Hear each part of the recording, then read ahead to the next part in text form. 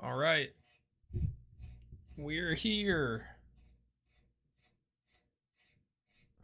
There we go. Thank you, Stephanie. Thank you, thank you, thank you. Thank you, thank you. Mm-mm-mm.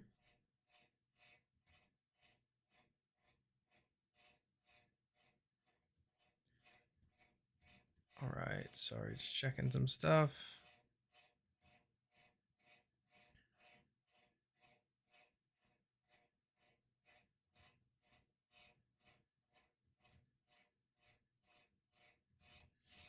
How we doing, folks? Hope everybody's had a good week so far. We'll see what's going on with this Dungeon Masters thing. This says episode 1 of 4, so whatever they're doing, I guess, isn't like a one shot. It's like they did their 8 episode main campaign, I guess, and now they're doing a 4 episode interlude, and then from there they'll go to the next campaign. I think is what it's sounding like. I don't know if everybody's getting the same vibe, but that is what it's looking like. I guess I can post on live.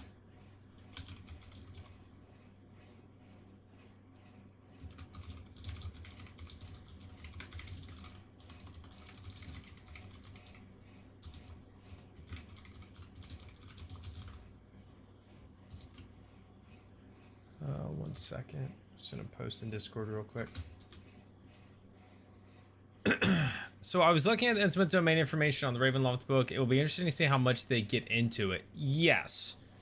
My book, my physical copy still has not shown up. It's not going to be here till... I finally got shipping information for it. It's not going to show up till the 12th. Now, luckily, I have the D&D Beyond version and all that jazz, but it's still... I was kind of surprised. I guess I was the bottom of the list. Because other people in it... Well, maybe they ordered theirs themselves. But some other people have posted with the book. And I'm like... I didn't get mine yet. We were told it was going to be here by around the 8th, and I'm getting it on the 12th, so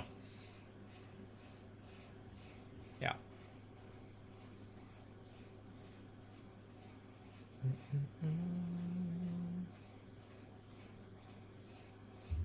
Why do I have this over here? This should be over here.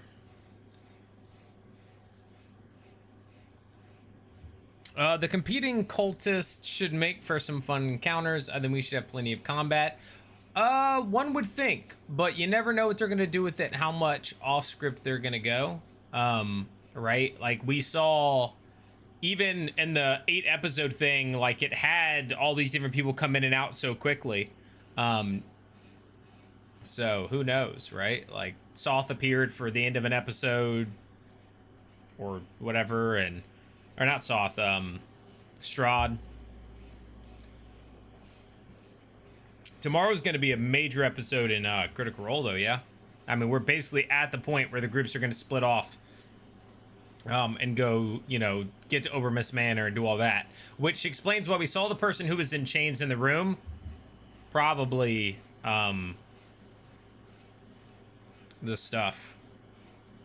What am I saying? The stuff. Mara. But unless it was a falcon, Mara can't be in like her normal form, so... I wonder if this interlude will be important to the next season. I have no idea. I want to say they're going to have different characters for the next, but I have no idea. I really have no idea.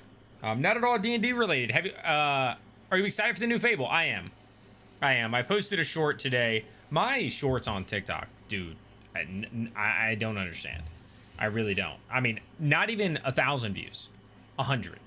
Like hundreds. Like that did... I announced, or not announced, but I revealed the massive gameplay stuff we saw today. All the new systems, 735 views.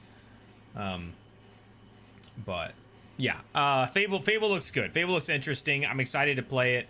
You know, we're still a ways away, but it'll be good. What's up, David? Should be good setting for a short game. Yeah. It's interesting. I think, I mean, even in their thumbnail now, they put Ravenloft the Horrors Within book, like, in the thumbnail. So I feel like they're trying to find ways to, like, very direct product placement now. Which I feel like it should be embedded in the episodes, like I suggested weeks ago, that when there is something that is new in there, to have a little banner that pops up as like exclusively in or new in Ravenloft, the Horrors Within, right? Like that sort of thing.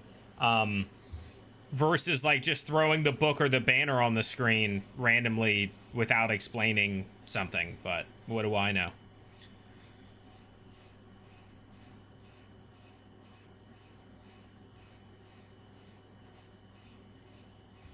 What's up, Double?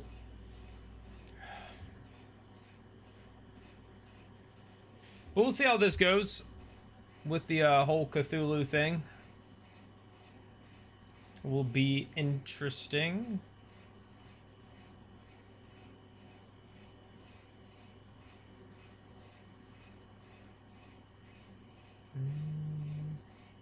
You know, some of you have probably heard of Thorum through Critical Role, because they've sponsored a lot of their stuff, the whole Thorum thing.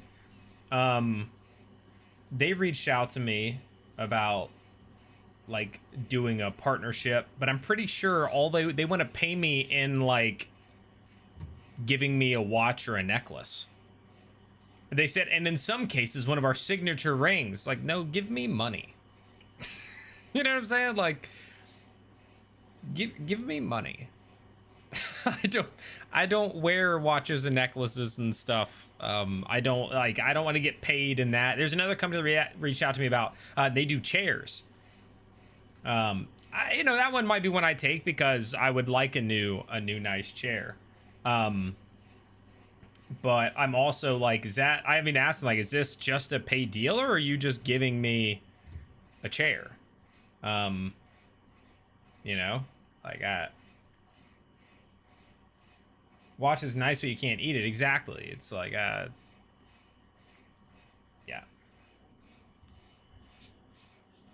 Unless it's super expensive and I can turn around and sell it.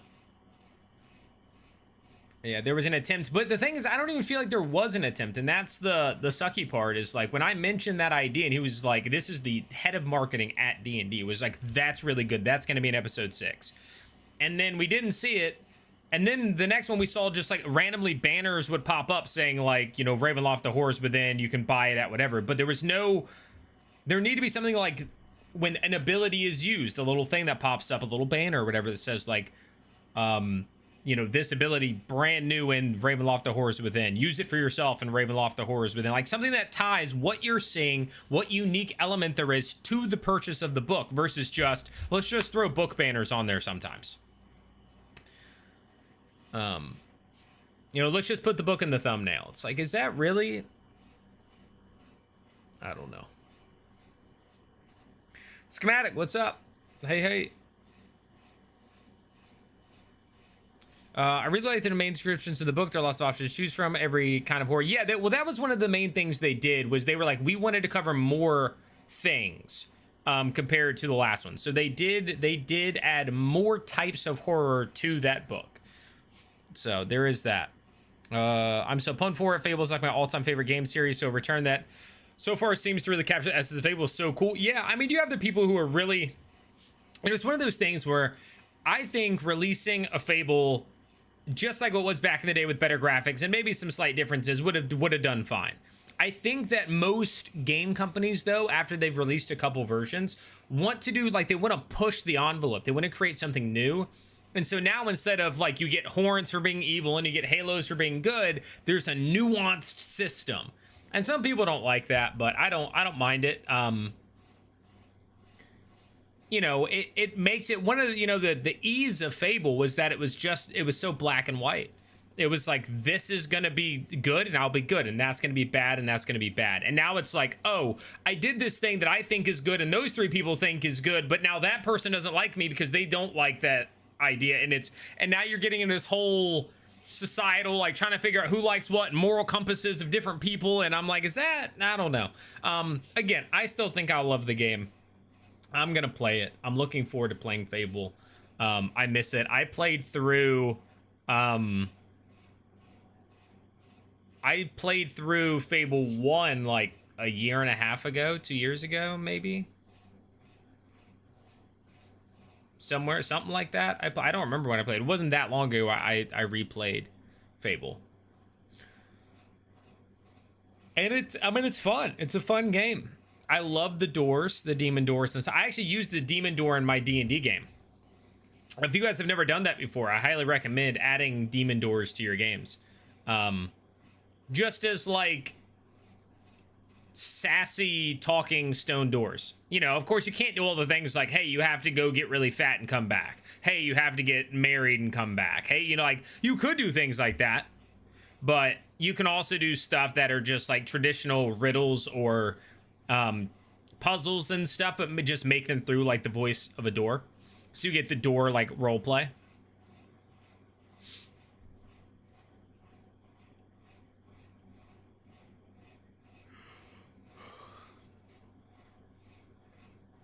D&D never played D&D. No, it isn't. David. No, I mean I know that stuff exists in Call of Cthulhu. I don't believe it's anything like that in D&D unless they add it specifically for this.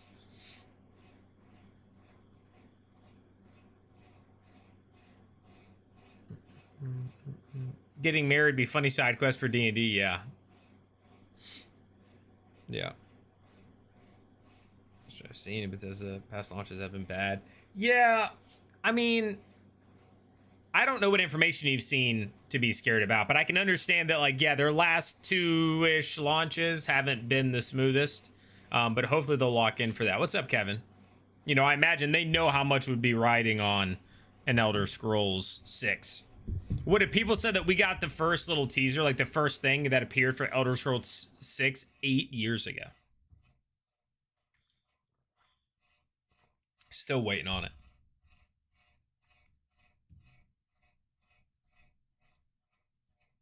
Kind of crazy. Kind of crazy.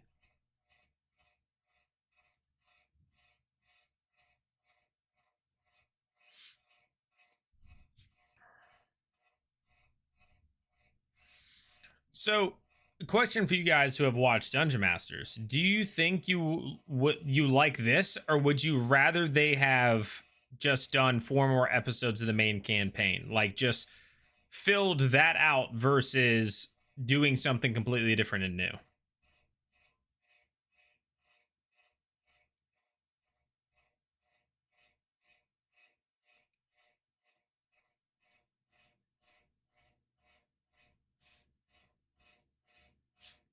I mean, some of the other things to think about, though, like when some of these other ones have had poor launches, like, yes, the executive management, some of the teams might be the same, but like the people making the games aren't the same, right? Like, not there's probably not an insane amount of crossover, because at that point, when you're making multiple games at once, you can't have the people who have been working on Elder Scrolls 6 for, 8 years taking 4 years off to make whatever Starfield and then be like, oh, let's go back and delay your game by 4.5 years, right?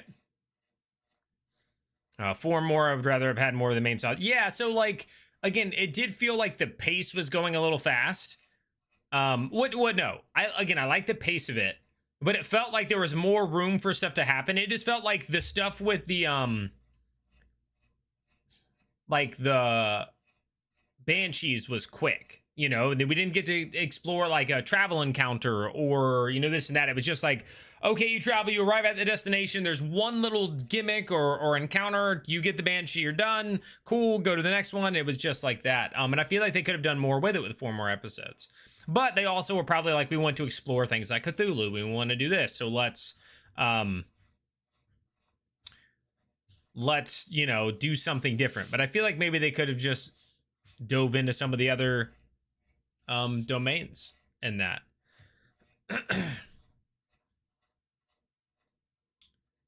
But also not overly invested. That's fair. I get that they went to give people a sample of different domains, but 4 episodes with Cthulhu doesn't give you enough time to really explore that world. Yeah. I think it's just because they're adding Cthulhu for the first time and like giving the stat block and it's like unique thing. They really wanted to show it off. But yeah. Just saw Sean Merwin on Blue Sky said Dungeon Master is not intended for new players and DMs. So I think their goal is to create more. They've said outright in talks that I've been in with them that the goal is to create more Dungeon Masters. players and dungeon masters. Because that leads, we need more dungeon masters, people want to run the game, then therefore people play the game, yada yada yada. I think the sheer amount of incorrect play, especially in the last episode, has turned me off from that idea altogether. There was just too much. There was simply too much for that. So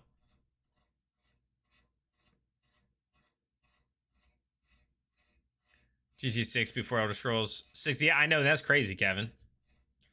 It's been double episodes. The ending was rushed, my opinion. I agree. They just like showed up and it was like boom, boom, boom. And you say it was a bit easy. I think it's because when you're starting and your players are only level 5 or whatever, and the BBEG is Lord Soth, I understand that it's okay to introduce what is considered like a high-end bad guy if you have help, or if there's, you have a kryptonite or something, right? Because then you can bring him down to your level, and that allows you to explore ominous big bad guys while also not needing to scale yourselves all the way up to it. So I'm not completely against that idea, but it felt like we didn't really dig into that too much. It just kind of happened that he was weak, and they're like, oh, the Banshee doubles all your healing, and this one will stun him in 2 rounds. But like, I don't know. I agree that it could have been done differently somewhat, and I think with more time, it could have set some of that up.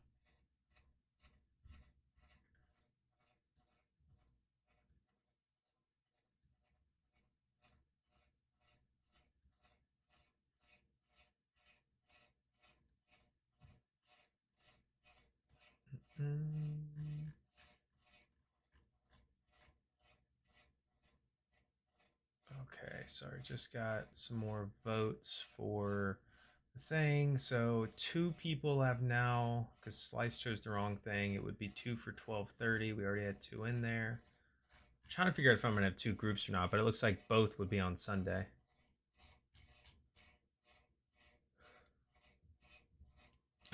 Yeah, so that's kind of my take on all that.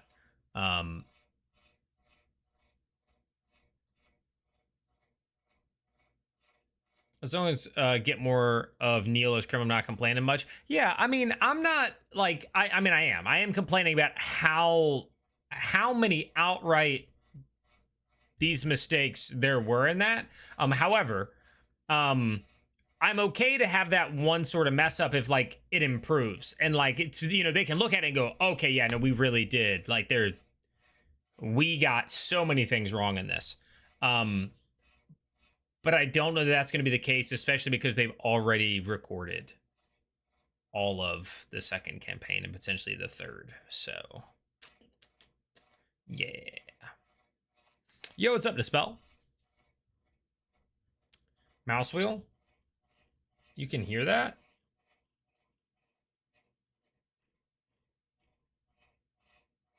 The AC?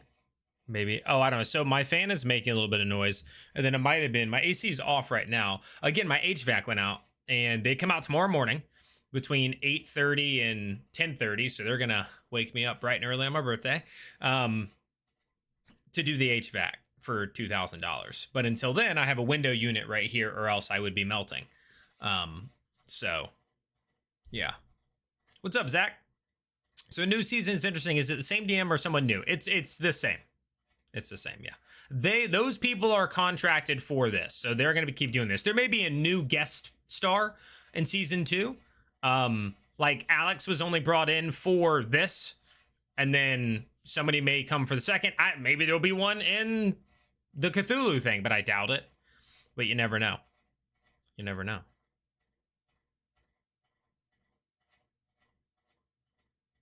But are you hearing it now double or no? Because if you're hearing it now, it might just be the fan, but I don't think so. Or it was my clicks. You probably hear my clicks.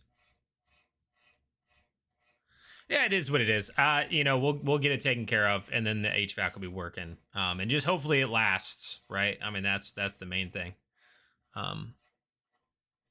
Is that it'll last. But tomorrow should be interesting. Even for the show for the foreseeable future. Yeah. Yeah. Again, the main group is that. Really? Is it just when I talk that you're hearing that noise from the fan? Oh, are you talking about the clicks? You're talking about the clicks. Yeah, the clicks come through. And what's so interesting is I have set so it's not the clicks.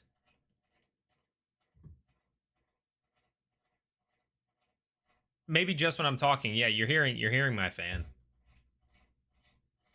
Yeah, it's being a little loud right now. Steady rhythm, yeah, it's the fan.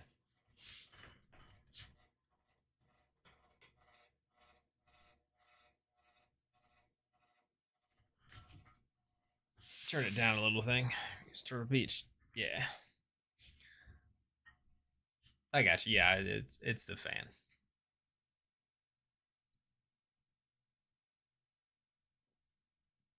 Hopefully it's not as bad because I slowed the fan down. It's still going, but it's a little bit slower.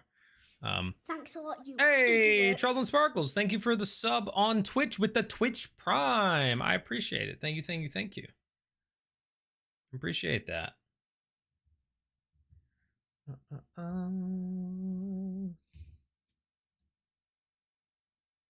I have to figure out.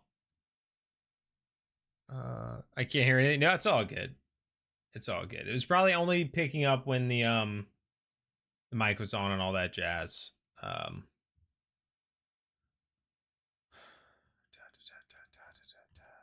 Because I played I made a one shot and I tested it with my IRL game because we had to take an off week this week because somebody was out of town. So I tested it, want to fine tune it slightly. But now I have to make all the maps for it for a virtual tabletop because of course I got to like place a map out and put some stuff, whatever. And now I'm like, oh, I have to remind myself that sometime between now and when the first one shot is done with people from the Discord, I have to create the maps. I just remembered that. So I'm gonna have to load something up and try to make some of those. According to the book, Cthulhu is CR25. Good thing they won't have to face him directly. Yeah, I don't think that it's really like tradition in most games. Again, just like in Call of Cthulhu, like you're not fighting Cthulhu. You're just going insane, dealing with all the other cosmic horror stuff, and maybe you see like his tentacles and the lightning in the distance, sort of thing. Yeah, fighting him is something. Well, I'm sure somebody's gonna put some campaign together where a bunch of level 18s, 19s, and 20s or whatever go in and kill Cthulhu. But yeah.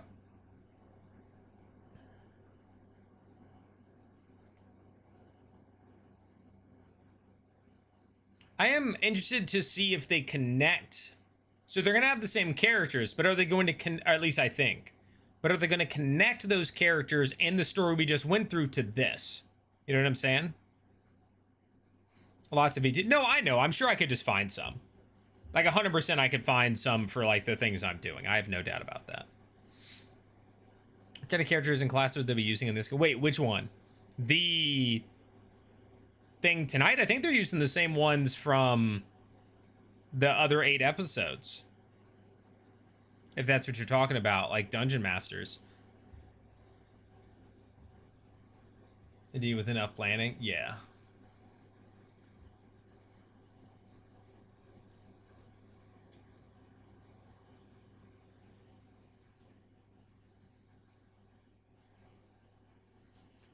You guys should help me come up with one of the big things at the end of my campaign, which is getting ready to end. My main campaign that's over 2 years. Wesley was killed. Yeah, she was turned into like a banshee, apparently. So maybe she's a new character, but did they not name the characters in their trailer or anything? So maybe they are different characters. I thought they were the same. I might have been told they were the same.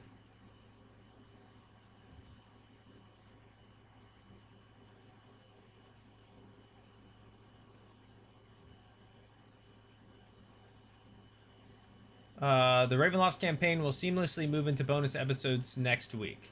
So I'm guessing it's the same, but maybe Wesley is different.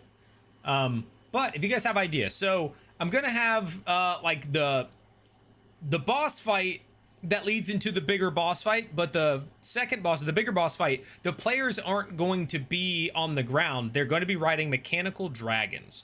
And so I need to come up with cool mechanics for their dragons. So, I mean, I could do the basic thing and just be like, you have claw attacks, breath attacks, you know, something like that. But I would like to have something like some unique stuff. So maybe we'll get into that in another stream or something. But I want to make that cool. I want to make it an epic sort of thing. I'm even borrowing, spoilers if anybody in here is in that game, I'm borrowing a Tarrasque Mini from someone. I mean, massive. I'm literally, it's probably this big, this mini. It's unpainted right now, but it'll still be cool. And to show the scale, I'm going to be using like regular size dragons.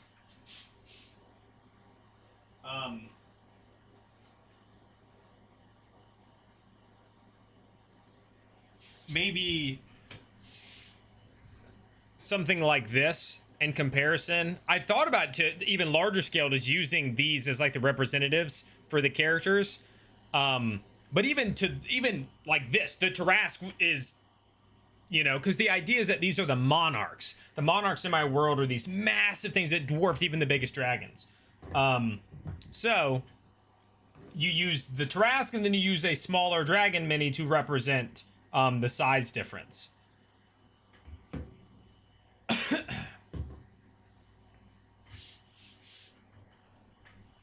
They are mech dragons. Yeah, so basically, you know, without getting too deep into it, they found blueprints of a society that was destroyed during this long war between dragons that was advanced technologically, and they used a power called ARC, like ARC technologies, and they had blueprints for designing dragons, basically, that were powered by ARC energy.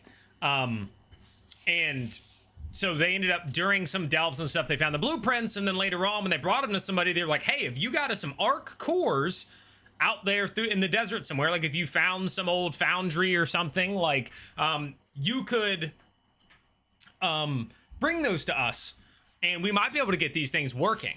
And so they started to do that, and I even had this cool little scenario where basically they went through a test run where it was a bunch of illusionists putting them through what like astronauts go through for a simulation. So they had designed the mechanics or the controls. So all the players got to go to the controls, or the characters, and like do that, while basically illusionists were all around them, making it feel like they were actually on a dragon, but the dragons hadn't been built yet. It was just the controls. So it was like a skill challenge sort of thing to learn to use them so that they're ready to pilot them when they're ready.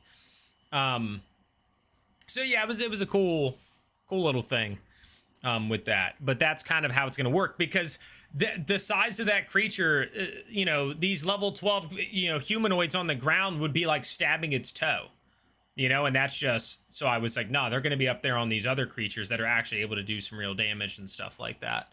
Now maybe, again, still trying to plan out this combat fully. Maybe I'll let them at the point, like, you know, jump off of it and land on, like, you know, its side or something, and start hacking away and stuff like that. But yeah.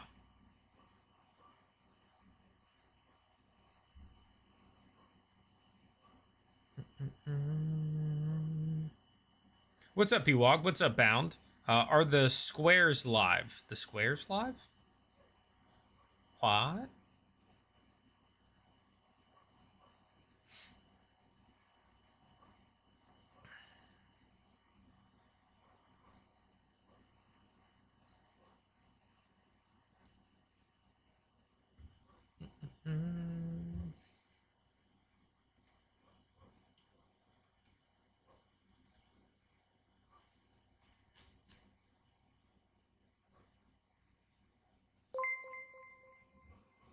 Hey, thank you for the pre-birthday super chat. Thank you for the 199. Thank you.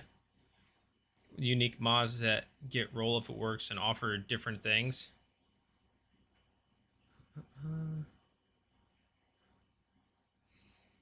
No, I mean, I knew it's a pre-birthday, so, you know, I figured.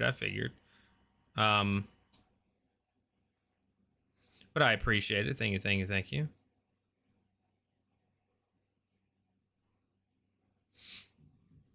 Yeah, I mean, I have a little bit of time, potentially. directly from the end of their last campaign. But that doesn't even work because they all split up. Right? Like that's what confused me is they went through an 8-arc campaign and then at the end kind of split and went their separate ways and were like, this is it, and then immediately jump into that. Like, I mean, Monarch.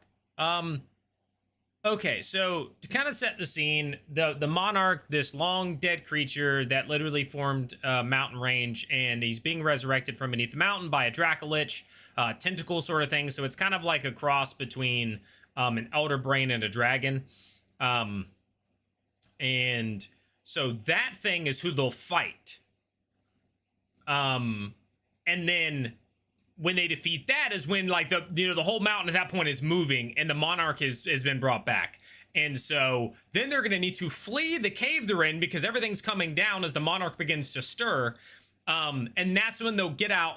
They'll be riding across the open plains. They might get a little bit of a rest. They get on the mechanical dragons. I have this whole idea for like different long, again, this is an over 2-year-long campaign. So this NPC has this awesome line, and this NPC gives this speech, and they get their opportunities to kind of talk to things and tie some loose ends, and then they're going to mount these things, and it's going to be a war. There's going to be all these drow and stuff coming down with the Monarch, and there's going to be this massive war underneath them. The Monarch just stepping on whole battalions of their soldiers while they're flying overhead, and it's going to be a whole thing.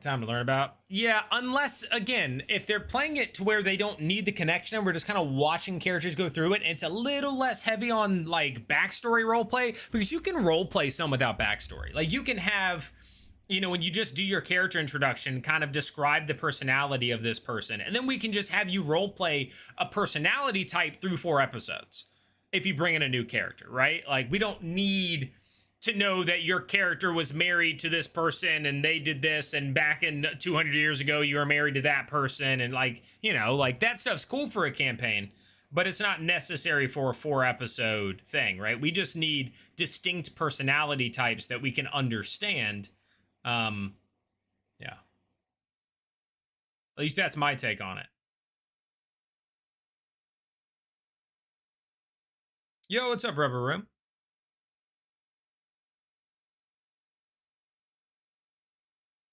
But I might do another stream. I don't know when I'll be able to do it, especially if I'm running these one-shots this weekend to come up with some of these ideas. Yeah, for those of you who don't know, I finally was like, I'm going to pull the trigger on this, and we are scheduling my first paid one-shots. In the Discord, I have a poll up. There's 3 time slots I have up that people can kind of pick between what would work for them. And then, you're supposed to pick every option that works for you. So if you can do all 3, select all 3, because depending on when people sign up, it might be able to be like, okay, there'll be a Friday game and a Sunday game, like that sort of thing, because I can split people and whatnot. So, yeah. And right now it looks like it might be 2 groups of 4. No, that would only have 3, I think. Yeah, if I get 1 or 2 more people to sign up to one of those 2, I think there'll be 2 different groups going. Otherwise, I'm unsure how it'll. Again, scheduling is the nightmare part of it, right? Is trying to find stuff instead of just saying these are the times it's happening, figure it out. I try to be like, well, we could do this and we could split and do that, and then it's it's chaos. Yo, what's up, Piratey Steve?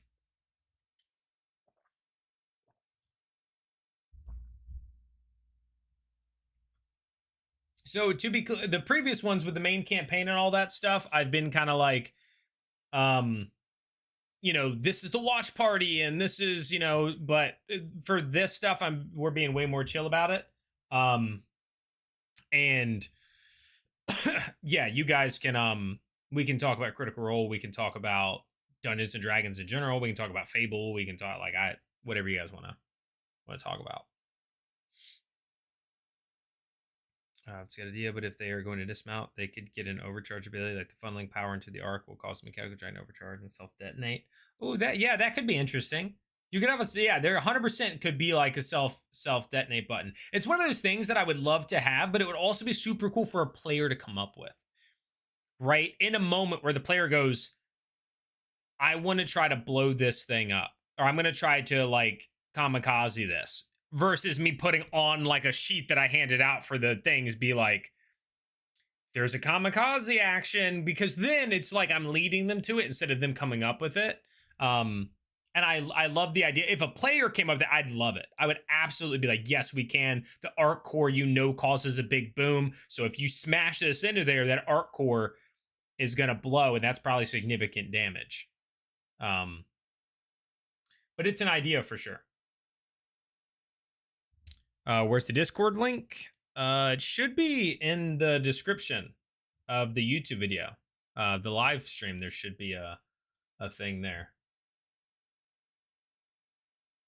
MRP options. So give them like a list of mods they can add to their individual mechanical dragons. The only problem with that is like it would have to be somewhat retroactive, because I would basically be like, hey, before you guys left, they asked if you guys wanted any specifics. Choose them now, because there's not going to be time with the scenario for them to be like, hey, can you make this change? And the person's like, absolutely, and just like does. I mean, you could, right? Yeah, I mean, I could just say it happens, but I like to have some continuity. But yeah. I'm also really excited because I don't know if you guys have seen the pictures that I've posted in the Discord of like some of the setups that the Saturday game has, because he has like 10 grand in Dwarven Forge alone. But I asked if he would let me borrow that stuff as well as the Tarrasque for my finales, my last 2 sessions, and he said yes. So my players are going to be super surprised, which I'm excited about, to have them kind of like walk in and see whole cave setups and stuff like that. For this will be really cool. Really cool. Kevin, let me know if you have a problem finding the link, and I will try to get that to you.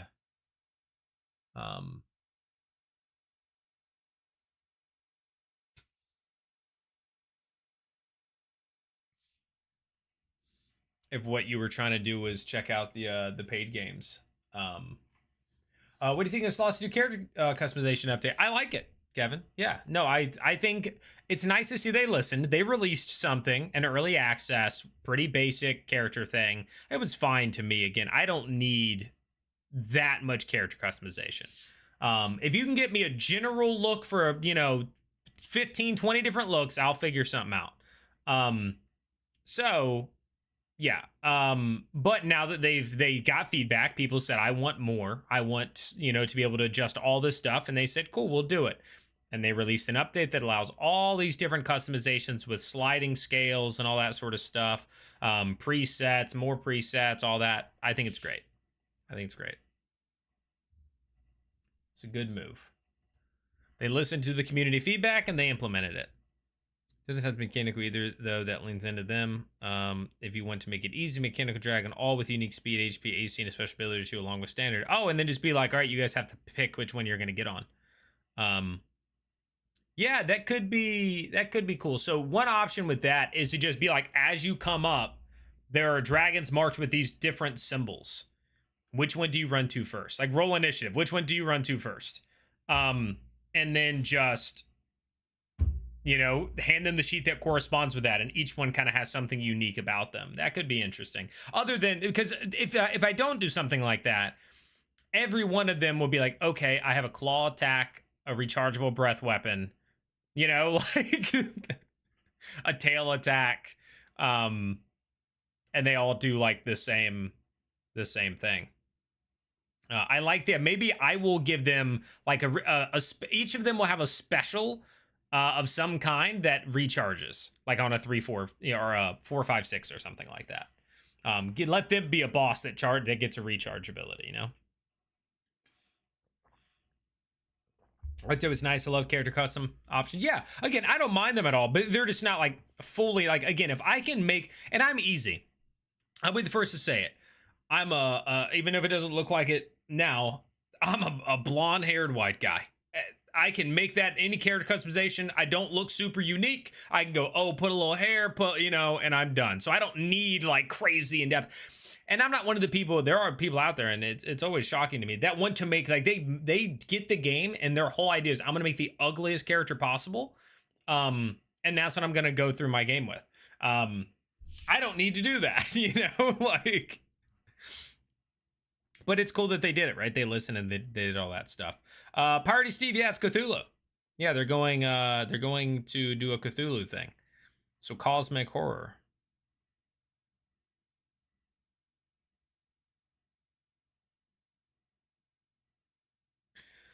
Yeah, I'll have to think on it. Again, I might do another stream at some point if I find the time to come up with like some specifics, because they'll get their chance to use all their cool abilities and do all that stuff in the pre-boss fight. And then that will be the other one. So like I won't feel as bad that like they're not getting to use, you know, their fighter abilities and their barbarian abilities and their paladin abilities like necessarily in that. Because they will get the rest of it, right? Like they'll get to do that right before this happens. So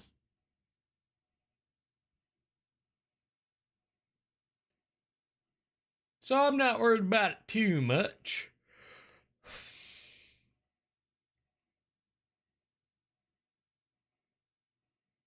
I am looking forward to tomorrow's episode though of Critical Role. I'm wondering if it's going to be as long as these last ones though. I feel like it probably is. Characters varied. I quick think of very basic backstory that would explain the build. Valid. Kev, just so I can make sure, when you were joining, were you interested in the paid D&D games? Because I have to add that tag manually. I see you selected like D&D, actual plays gaming, art, and all that. But I don't have one for the interest in paid. That was something I talked about in the Discord. No pressure. If you're not, then I'm not going to add the tag. But if that's what you were joining to see, then I want to make sure you can get notified when I post about that.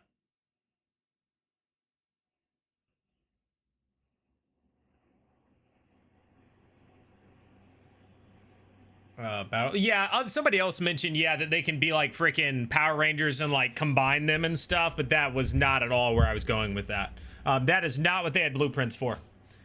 That is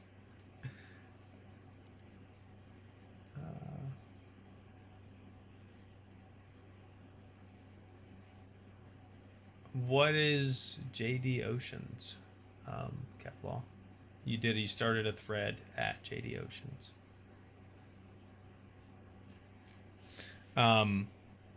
Yeah.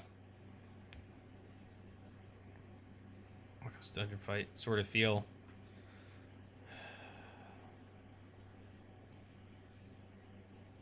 Tomorrow's episode will probably have to be as long as last week to accommodate all the combat across 3 tables. That's what I'm thinking, is that it's going to be a super long one. Back, I got the Discord. Okay, so I was asking, you might have missed it. Did you want the paid, were you interested in the paid D&D games? Because that tag I have to add manually, or that role, like you selected roles like D&D, actual plays, gaming, art. That one I have to select. No pressure, you don't have to. I'm just making sure if you are interested, I can add that so you get notified about that. Roll 6 is that good. It is very good on a D6, pretty good on a D8. After that, I'm going from average to worse.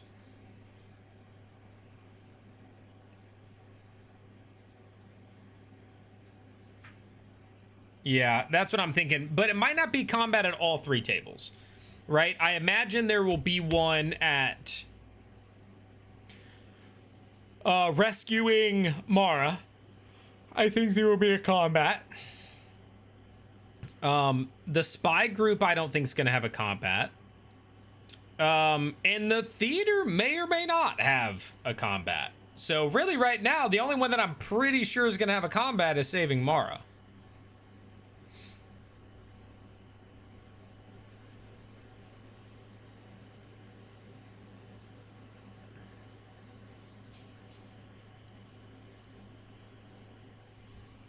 I guess let's start to set up to watch this thing, huh?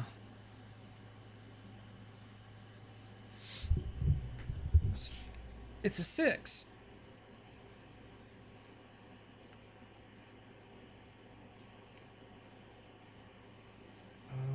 Do I have this selected correctly?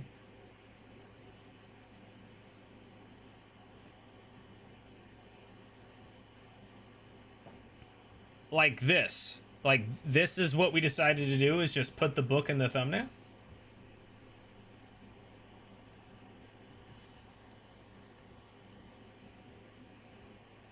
I'll go back to the regular screen until it's game time.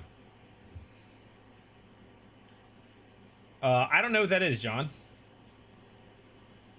Yeah, I don't know what that is. Be in the fight. Okay. Thimble was going to rescue Mara, I think.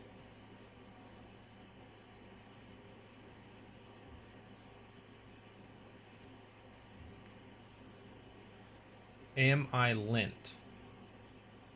My pocket lint? Or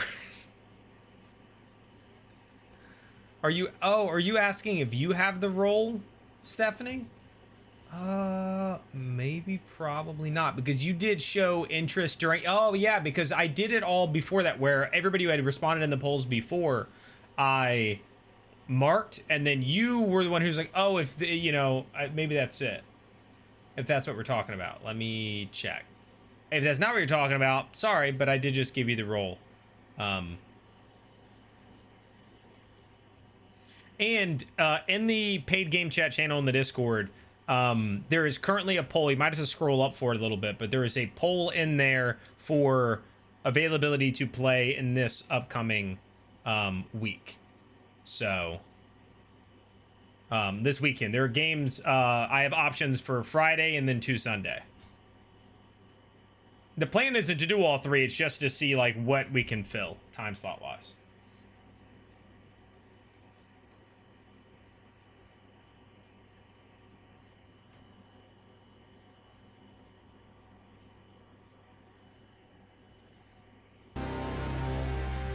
As always, let me know how the volume is, in case it's a little low.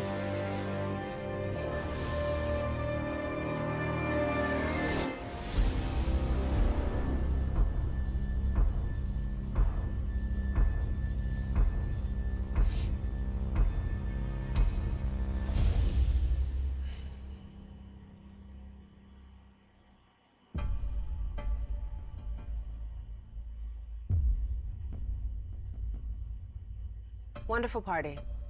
It is my pleasure and also my great, I guess, burden as your dungeon master to Something inform that you happened in that that theater? Something will. I just don't know if it's traveled combat. to the Lake of Sorrow, Sure and do. a few of you, not going to name names, maybe didn't roll that well.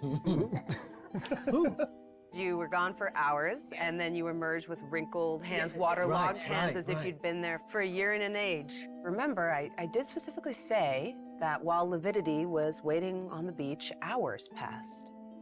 And today we're going together discover what did happen. Oh, when so that's you how they're doing drowned it. in the Lake of Sorrows. Cool. They drowned in the Lake of Unfortunately, Sorrows and the it took water them to wasn't the Cthulhu. problem.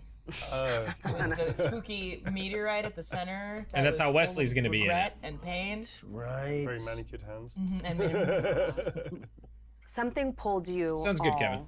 through the dark water until it looked like water no more, and instead looked like a sky full of an impossible number of stars. It's full of stars. You sunk deeper and deeper. What? They said and they deeper survived it, so I guess they until don't die. The hot, bubbling water coming out of this glittering fissure became cold. You saw things almost impossible for your mind to comprehend. Strange spaces, non-Euclidean shapes, sculptures and entities through the cosmic skies. And then everything went dark as you washed up on the shores of Innsmouth. One broken hand-painted sign is the only thing that tells you where you are as you wash So, up. was it not on a one-shot, gray, Kevin? If you cold still have to beach finish it, it and became are a met 2-shot.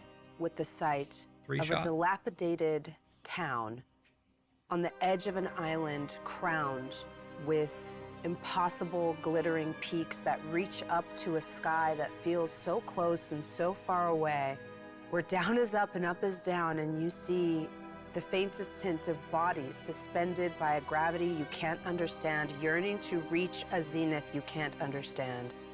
Do you realize you're no longer in Sithicus? Vacation. Vacation. That's it. I mean, they do a good, like, that timing was good to then cut to this. I do like that.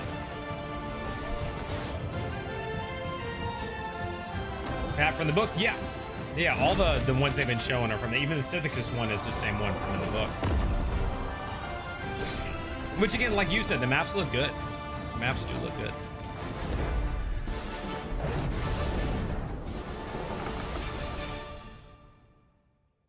As you start to pick yourselves up off of this beach, underneath your hands, you realize the sand forms an impossible rainbow of colors. Yeah, beach day. Almost Let's as though go. it is formed of millions of years of sea glass disintegrating into a rainbow that dazzles the mind and confuses you.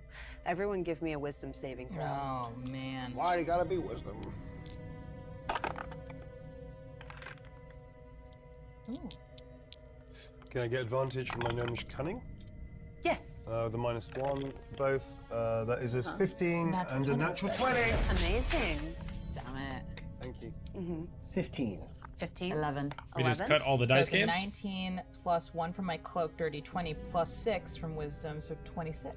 Amazing. Mixing my The what are we failure is talking actually about? Mechanics, quite good. Oh, Travel between Yeah. settings. Damn and it. decisions. yeah. Oh, Neighbors the travel cutting. between You rolled a settings. nat 20. Like You this? temporarily are sort of blinded by the lights and then choosing to Blinded tear your by gaze the away from this light. thing your mind can't comprehend. You instead shift your eyes to the sea that is kind of coming in and calming waves behind you, trying not to make heads or tails of these shapes that are beginning to form in this mirage that's sort of being created by the reflections off of this glass. With a natural 20, Wow. you take Oh, You take. Oh, yeah. Yeah. yeah. 9 psychic damage. Ah! As you all see Krem begin to be taken by strange visions, his voice almost sounding unlike his own, as he speaks to you all of a power older than any deity any of you could ever care to worship, of a power greater than any demon or entity that you would have the wisdom to fear, something that could whisk you away from here. The great Cthulhu lies dreaming in this realm, and if he were to awaken, he could whisk you all away to something so much better. The great lord will come. Cthulhu is his name. Been banished to remain prostrate before him, and he will find you, and he will save you. He is inevitable. Can I slap him around the face, Absolutely. please? My glasses fly off. Oh, wow. What was that, Professor? What was what? My glasses. You said something about Cthulhu? Inevitable power? Last I remembered, I saw lavender in the water. Where are we? What is this? What's going on? Well, this is not good. As you say that and you look over to the water, lavender floats there even now. I immediately start scrabbling on my hands and knees. I grab him by the legs. In fact, I sit on his legs.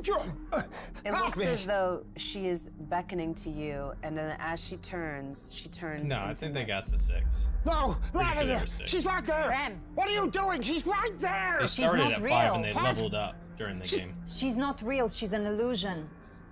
She was there. I saw her. She was in the water. She was She's not flaring. real. She's with Soth. This place is messing with our minds. What is this place? I'll take a gander if there's anyone around looking, seeing, watching. Nearby, you see a cloaked figure in tattered rags, kind of shambling with what appears to be a basket knitted from dried seaweed. They have like a long stick and they're kind of poking in the sand. In fact, as they sort of shamble by, you realize they haven't even really noticed you at all. Excuse me. 1, 2, 7, 9, sacred numbers. Hello. Oh, yes. Well, we seem to have lost ourselves a little bit. Where are we? We are, I believe, yes, the gibbous arch lies just ahead, and to our backs it's the ocean, I suppose. And he just kind of continues to shamble, poking at the sand as though he's looking for something. It was here somewhere. What are you looking for? There's the amulet. The opening sequence Amulet. is great. Amulet, yes, there's an amulet. I think I'm supposed to get it 10 years from now. Or maybe I got it 10 years ago. I don't know. And under the shadow of his hood, you just see like one milky blue eye kind of looking at you, kind of taking you in a little bit. You said the Gibbous Arch. Does any of us recognize that name? No. Oh man. But what's the last thing you remember? I remember the ship splitting in two. Oh, the ship. Yes, there is a ship. He just kind of gestures Okay. towards the crashing blue waves. And now as you look at them, you notice in the waves there are lights, almost like an aurora borealis, but underneath this turbulent water. Were you on the Shrike? The Shrike, yes. Yes. Maybe I was on the Shrike. Maybe you were on the Shrike. Yes. Encased in black ice. It was in which direction? There. He points towards the waves. Is there anything there? You see a beautiful rocky formation that does form a perfect arch, and through it, you just see crashing waves. That's like further down the shore? No, in the water. It's in the water? As he kind of gestures, you do see what he must be referring to as the gibbous arch, as there is a rock formation that forms a perfect arch. Because gibbous means filling as opposed to waning, waxing. So gibbous is when the moon becomes more full. Waxing is when it becomes reduced, right? Yeah. So And gibbous. as you look upon with that natural 20, you see the reality before you, and you also see something beyond the veil. A big eye looking back at all of you, and then it appears to like blink and melt away. Immediately sort of start back with the realization, What did you see? I can barely talk. Oh. So he's just sort of, no, this is not good. Do you know how we get back to Sithicus? Sithicus? Sithicus? Have you heard of it? No. The big continent? No, I don't. So we saw a sign that says Innsmouth. Yes, if you were to go southeast as the crow flies, you'd find Innsmouth. And you see now that you are along the coast of like a cove. Mm-hmm. Do you know if there is a vessel nearby? A vessel that the Shrike, it sleeps below the waves. It sleeps with him now, I think. Who is he? The sleeper, the dreamer. We all rest within his dream. Yes. This doesn't make any sense. You two were on the shore. Yes. So we're not in Sithicus anymore. No, Innsmouth? How do we... How did we end up in Sithicus in the first place? I see it all. I know too much. You don't see it? See what? Sight is a gift. To see that, the dreams. Our sight is a lie, you know. The true sight is the real sight. And at this, as he comes towards you, his hood falls back, and you see that he has burned out one of his own eyes. Okay. And in its place, a single rune that's kind of like crudely nestled in the socket like a monocle. And on it is drawn a painted eye. There is a sight beyond sight. There is thought beyond thought, and there are dreams beyond dreams. Yes, the amulet. Can I give him guidance to help him look? Oh, you could. How do you help him look? I think as he's like, because he has a sense of where it might be. So I think I place a hand on his back and he feels like a comforting but warm but cold chill. And I Feel say warm I'm but trying cold. to remember. I drew this again. Just remember. Wake up! I gave him advantage because you are sort of also giving him the help action, which gave him a natural 20. Yay! Yeah! And then with the guidance, a 21. Heck yeah. He pokes with his stick, and then you hear dink.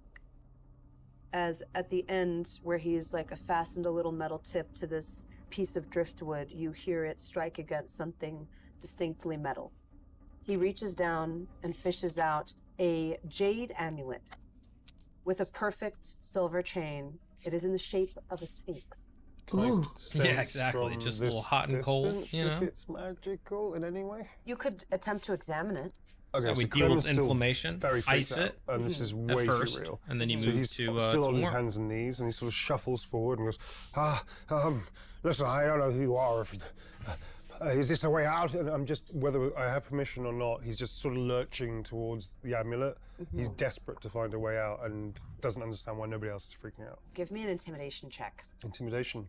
Yeah. Gnomes, known for their intimidation abilities. It's just straight 0. yeah. Okay. I'm not going to guide myself because I'm just freaking out right now. That is a 9. Yep, predictably. A 9. I'm on my knees, sort of like shuffling Yeah. towards him. Like, As you lurch forward, you see the man's face contort, and he says, "You want it for yourself!" And you see him like grab the amulet that he's at first showing you bravely, and then snatch it back. And then you see the cloak fall further back, and you realize in place of this man's other hand, he's dropped the stick, and there is, from underneath the sleeve, slithers out a strange tentacle. I cast hold person. I think they make a wisdom save. Wisdom 13 for me, I think. It's a +4 on a 14, 18. All right. No! And you see him strike out at you with the tentacle. Oh. This is going to be a +7 to hit. That's a 15, 22. Ooh. And this is going to deal 6 slashing damage. Uh-huh.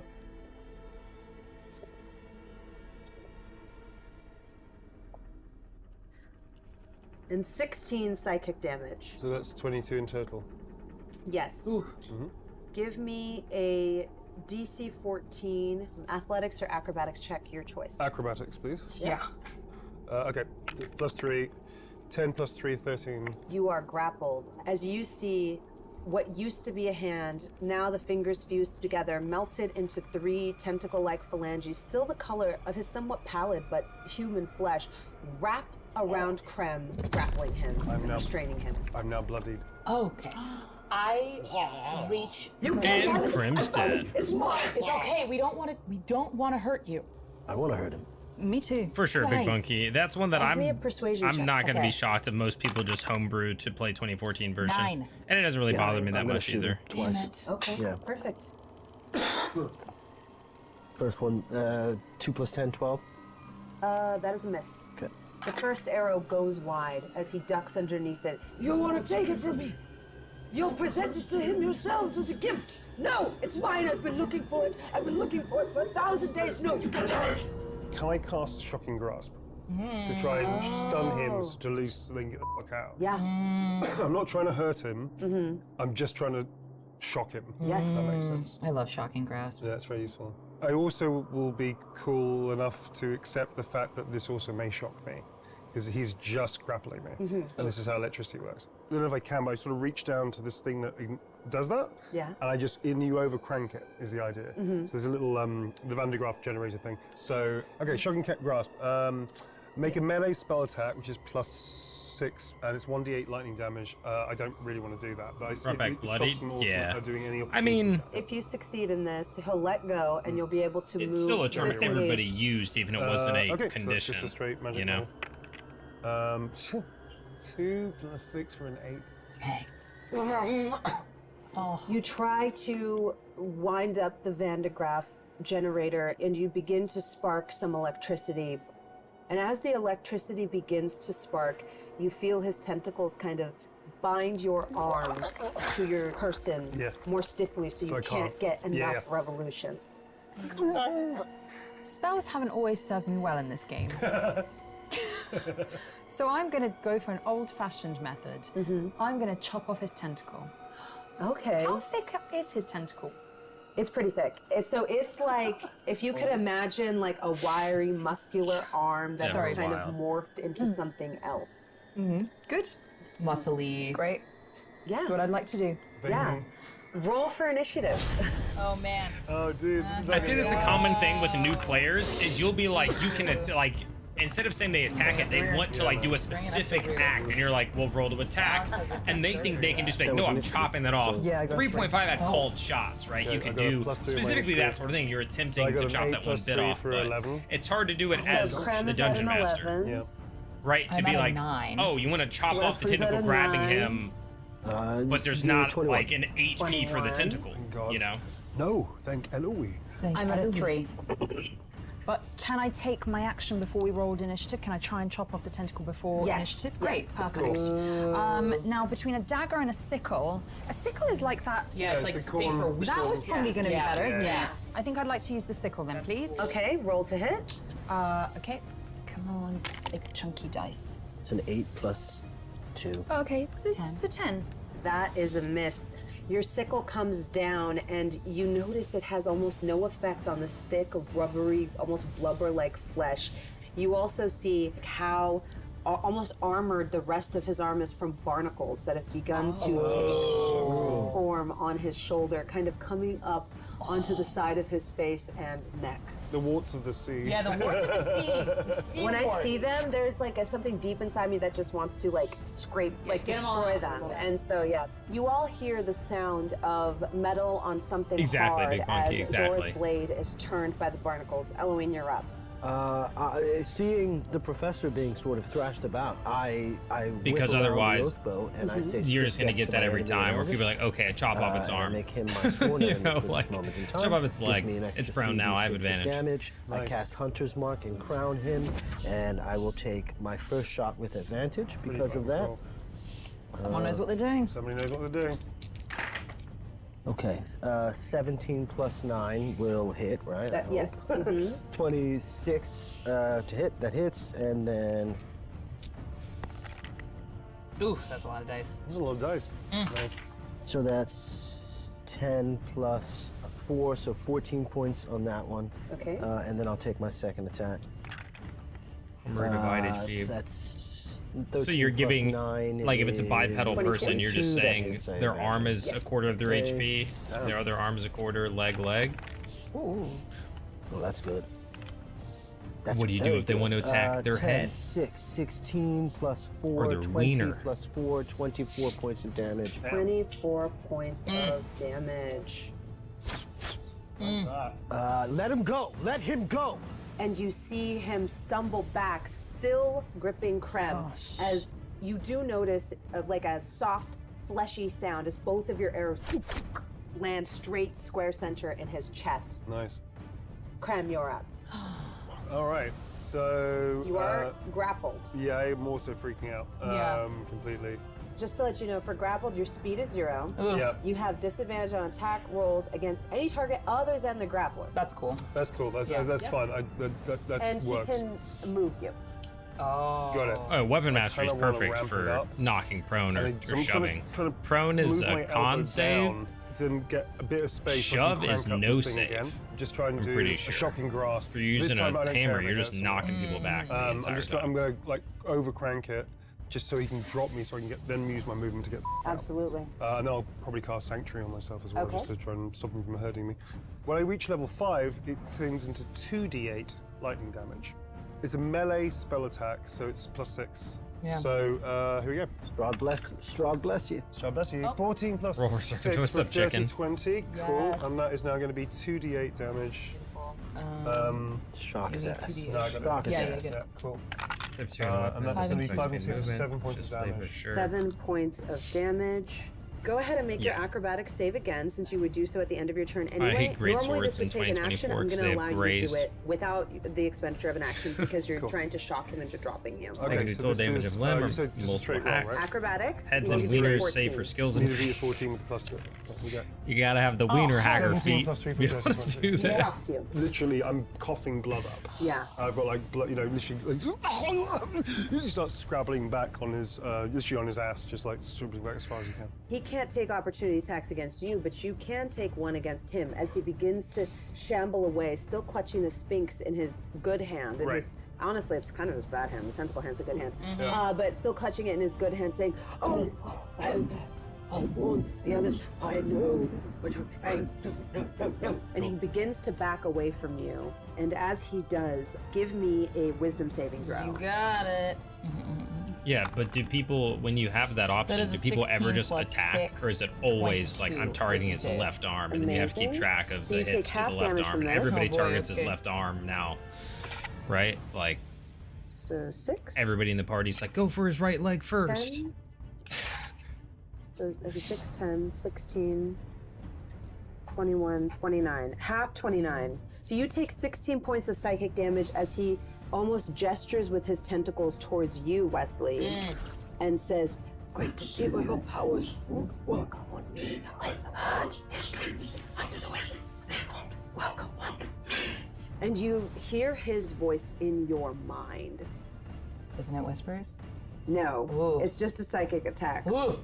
as he casts Mind Rot on you. Oof. But Wesley is used to the babbling of the insane. I have, yes. I'm familiar. I be in the graveyards. I be communing with the spirits. I be ushering ghosts to the other side. I do be understanding. This is very much like Yeah, like, no, Tuesday. Yeah. as he tries to bore in your mind, and you're able to shake that off. Wesley's just like, Yeah. Like, another day at the office. Yeah. He has a reach of 10 feet. She tried to do sickle stuff, but Oh, yes. He's going to make one attack against yeah, you. bring it, tentacles. tentacles. Bring it. That's a 14. slimy. Is that it? I mean, lots of things hit. My armor class is a 10, so I suppose so. That hits, okay. I got a 1 on this d6, so you take 4 slashing damage. It's not too bad. I'll take it. 3, 2, 5, 7, and then Clever action, 12 something psychic like damage tactical now, as powers the combined, tentacled natural arm materials you were being trying to chop off Like, now don't kind abuse of it. like That's fair. whips Yeah, your I'd be more weapon worried out about of the your abuse hand that and, every like, single pushes combat you is just back away people from it. doing that. But yeah, And if you they got- can do it, on the so first can you, try, right? you got an opportunity to escape because you were kind of initiating So it, it's but in this like case, Zora, you They are see the grappled caster moving their fingers as to cast he a spell. They just begins hack to kind off of your drag you back fingers. with him as he's Like the moving guy back. in The and he Witcher in says, season 4. Shielded. You'll get me shielded by its power. Come with me. Yes. Where's he Take dragging you- me back to? I'll take you to the others. And he begins. You have no clue where he's dragging you back to as he begins to Mind back rot, away, caster pulling you exposed with targets. him. Did you see along my the brain beach. rot thing Nice. I was making? Wesley, you're up. Okay, you're next to me. I just saw I'm you doing took a damage. bunch of You're Gen bloodied, Z so I terms. am going to do One nasty of them is word. brain rot. Anybody who's taken damage, you get We 2d4 got plus Riz 8. So maxing, roll looks these. maxing, mogging, gooner, brain rot. What? So 4 plus 8, so Ratio. 12 back. 12 health back. Thank you. And that's my bonus action. I'm still kind of within melee of him. I think I'm gonna go for the mace. Absolutely. I'm gonna go for the Hit him. mace. Yeah, I'm gonna hit him with my mace. So that is a +5 to hit. Oh, that's not good. That's a 9. Yeah. That's a 9. He moves erratically as he's like kind of shambling out of the way, and it's impossible for you to predict his motions as he does so, and your mace swings wide. I think if he's starting to back away, I will use my movement to tail him, just to keep in pace with him. Yeah? Yeah. Zora, you're up. Now, I know we're in combat, but I would like to convince him that the others are actually in the opposite direction, in the direction of the water. Ideally, so he can drown himself. Oh, you want to convince him to move towards the water. Yeah. Okay, yeah. Sure. I'm not convinced that he can't not swim, but you know what? He's dealing some insanity on us. I want to deal some insanity on him. Absolutely, yeah. Give me a persuasion check. Well, this is so lucky because I happen to have a +6 to my persuasion. Yeah. It's almost like I've read my character sheet. Great. We'll do for Thank you him for an noticing. insight. 19 +6. 25. 25. That's good because I got a dirty 20. Oh. So in the What do you midst say to of him combat, as he's, you're like, just going, beginning to hey, drag go you get in that away from water the with a others? persuasion check? The It's like others a command and spell. more of your barnacled friends are in that direction, over there in the water. And I promise you that he will give you everything you wish for, but you need to go there. Yes. The shrine. Yes. And maybe they are still there. Maybe I'm still there. He changes directions, and instead of dragging you away from the beach, kind of begins dragging you back towards the water. I forgot I was being dragged by him. Yeah. I love the fact It's okay, you. we're gonna figure that out on the next round. I just love the fact you're really calm, going. You know, as you're being dragged along your back. You know what? You're actually your friends with that. Like, he's not going to move until his turn, but he kind of understands what you're trying to tell him and agrees with you. Eloine, you're up, top of the round. Let her go. Yeah, that's an odd one to me because I'm okay with the Plus persuasion 10, during 18 combat to sort hit? of thing That to be hits. like, hey, let's calm down for a second, or hey, let's not hits. whatever. But when you're Plus like, my hey, D8. I'm gonna roll a persuasion in the middle of combat to Okay, tell this 8, guy to 8, go 16, drown himself. 17 plus 4 like- is 21 points. 2 10s. 20 to hit. That's a hit. Which, I mean, that's not what she said, to be fair. She many told him dice, his though. friends were in the water. 4, 3, 7 plus 6, 13 points plus 4, 17 points of damage. Okay. How's he looking? He is bloodied. As both of your arrows join the other two in his chest, you realize he is beginning to A small falter. flaw in the plan. There You're being is still dragged flesh by under him. there, Yeah, just and you a are small connecting with it. He has a difficult time keeping his hold on you as he starts to slow down. As his shuffle backwards is still manic, but now slowed. Yeah, he has taken quite a bit of damage. He is bloodied. As I was shooting those, uncharacteristically, I'm marching towards him. I'm not staying ranged. I'm moving towards him and shooting, yeah. Krem.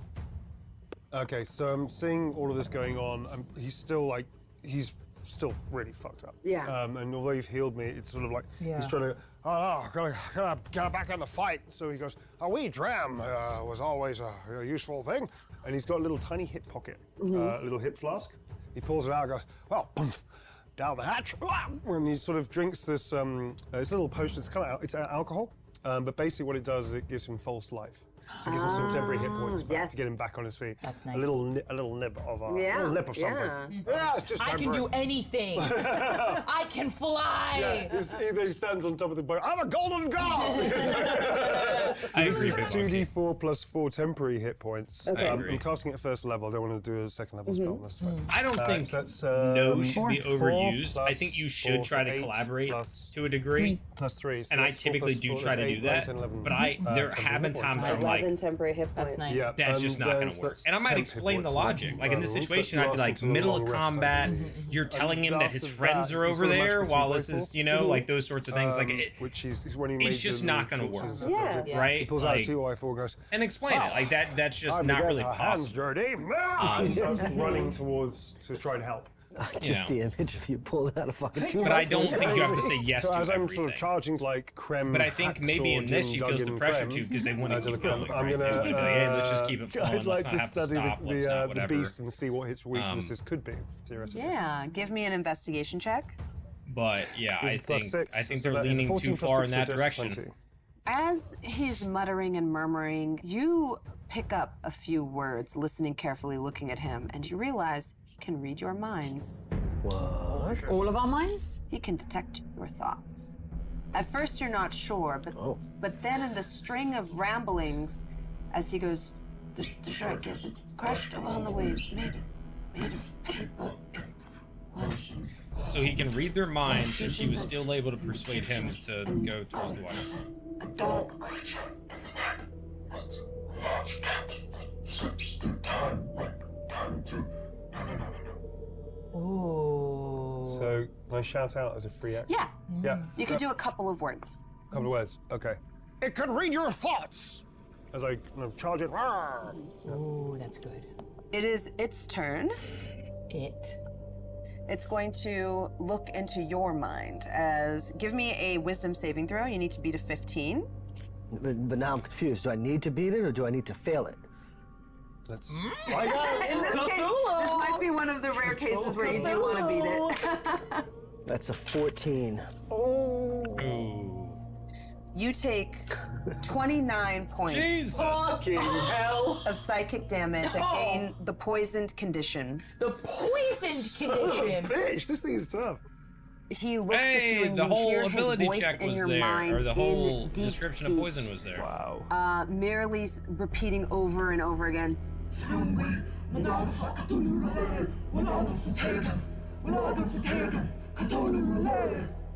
You feel your vision begin to blur, You all see a little bit of blood begin to trickle from Eloine's nose, and you see the dreamer sleeping in his dream. Okay. What does the dreamer look like? It is impossible for you to describe. You see Classic scales, you see Cthulhu. skin, You you can't see possibly fathom. strange helix-like shapes. You see one large eye yawning wide, as large as the sea, and above it is suspended you, and then it's gone. Yeah, cool. So, bleeding, I fall to my knees. Yeah. Oh, I think I understand why he's missing an eye, and I think that's what I'm doing, is when that happens, I'm trying to claw out my own eyes. oh, Shit. because you see the dream. I've seen Yeah. the dream. Let him do it. So 29 points of damage, Psychic damage. That's brutal. which is exactly half. And then poison condition, you said, right? Yes. Still has another attack. Deep. Huh? Locked in. Deep. It's going to move its full movement through the party because he is a little bit crazed as he continues to drag you now in the opposite direction. And as he does so, he pushes you, Wesley, out of the way and says, "Yes, yes, the others." It's going to be a 12 plus 7, a 19 to hit. That's gonna hit. And this is for 7 slashing damage. Okay. And then 4, 10, 12, 3, 15 psychic damage. 15. Okay. As another one of the phalanges of this tentacled hand kind of slapped you out of the way, but you are not grappled, as his hand is already kind of full with Zora. Yeah. I'm gonna see if I can use my reaction because I think it's cool. I believe you can. Yes, when I or a bloodied creature I can see within 60 feet of myself is hit with an attack roll, I can take my reaction to have the attack's damage, rounding down. Okay. So, So you can round down yeah, this. I can round down. It was 22, so that'll be 11. Amazing. Amazing. Woo. Oh, your op attacks. Anybody that wants to I'll make take one. an op attack. I'll Yep. take a mace. I think I'll the take a two mace of you. And you're grappled, so. No, I can't. Because he's not moving out of your space, he's dragging you with him. That's true. It's 6 plus 5, 11. I assume that doesn't hit. That does not hit. Okay, that's fine. Okay, with a shout of not USA but Faerun. That was Faerun, her Faerun. reaction. She My couldn't take an 2 by attack 4 roll, comes. I'm right? trying to kneecap him. Because I'm assuming the half the damage was I'm the wearing my reaction. baseball shirt today. What you didn't know is that Creme de la Creme is a man of wide tastes, and he actually really digs the Faerun fantasy wrestling. Yes. Okay, yeah. He's into it. Yeah, he knows it's not real, but he likes it. Lavender likes He it. enjoys the kayfabe. I enjoy the drama. So this is going to be with my magical 2x4. So it's a strength hit, isn't it, from LA, right? We can say you can use your dex on this. Yeah, That yeah. would be All very right, nice. that's cool. That's +3 for dexterity then, plus Okay. 1 It's an for the eyeball. magical item to attack roll to hit.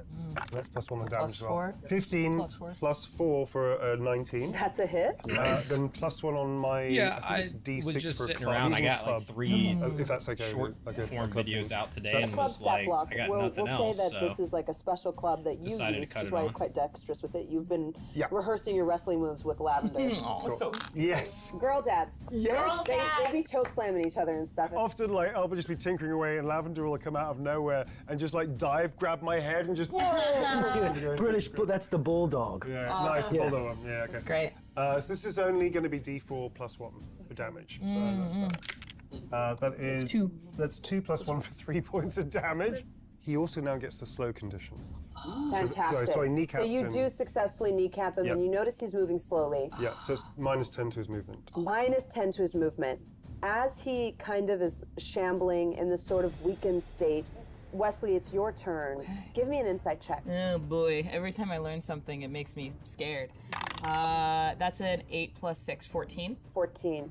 You see his resolve waver, kind of like as his knee gets cracked in this fashion and he's like dragging this young woman across the beach. You see like a moment of lucidity in the blue eye, and then good as eyeball. he Heck yeah. continues to drag her. Dang, he's Have so you been at war watching with himself, this and I episode feel so really far? sad for him. Or are you just tuning in? No mercy, do not. Wesley. No mercy. I'm a cleric. No mercy. Great It's cleric. just mercy. But would the merciful thing in this moment be to end his suffering? That's more like it. I vote aye. I see this very unfortunate creature. I go up and I touch him. And you're gonna need to make a con save 14. I'm casting Inflict Wounds. I do like a That's a good failure. inflict wounds. Okay, so that's full damage. That's I a lot think of I damage. say, Level enough. 1's what, 3d10? and that's 3d10. Ooh.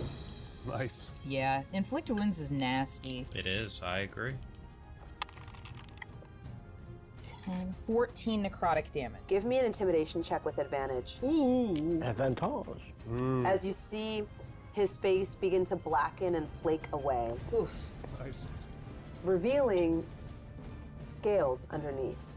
His human skin is changing in places. Oh. That's our new business name, Daniel.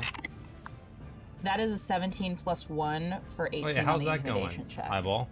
Wow. In my background, What's the current features score? are haunted. Not It like of the says that when game, but people the look in my series. Is it eyes, like they 2-1, know that something horrible has 1-1? I happened to don't me, even know. Yeah. and they feel inclined to support me in some way. As you hold his face in your hands and he looks into your eyes, he sees tragedy and says, Yes.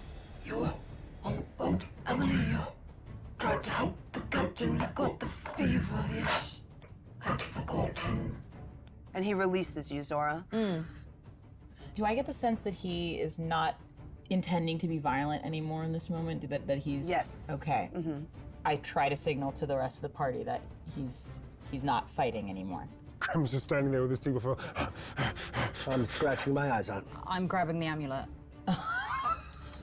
That's what I'm talking about. Give me a sleight of hand check. That's what we're here for, isn't it? Not to be friends. I love it.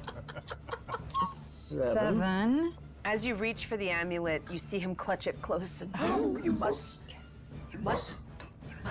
I need it. What do you need it for? They'll allow me to go to the shrine. They can pull it out of the ocean and then we can... I'll Oh, see dang. it on the waves again and we'll finish our journey, Emily, and we'll go home.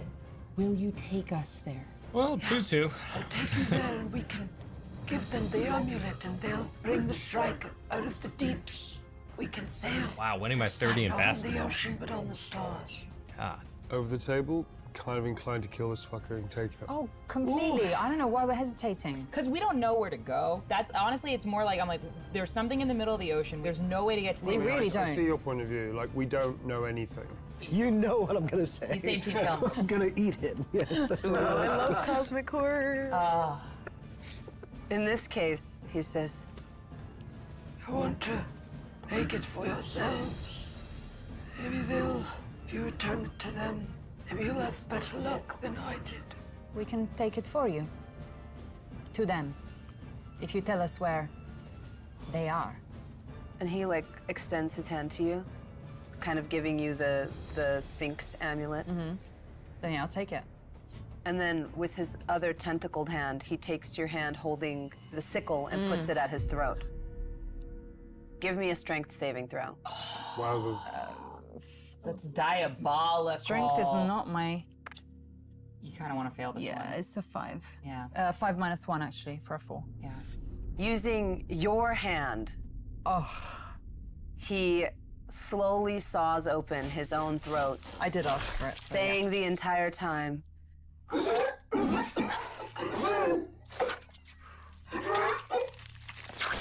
and with a wet sound, his head falls to the ground. His body crumples at the knees and falls forward. My man grabbed her Oh, we got hand the amulet. and sawed his own neck open with it. Hey, we just stare at you. We just look at you.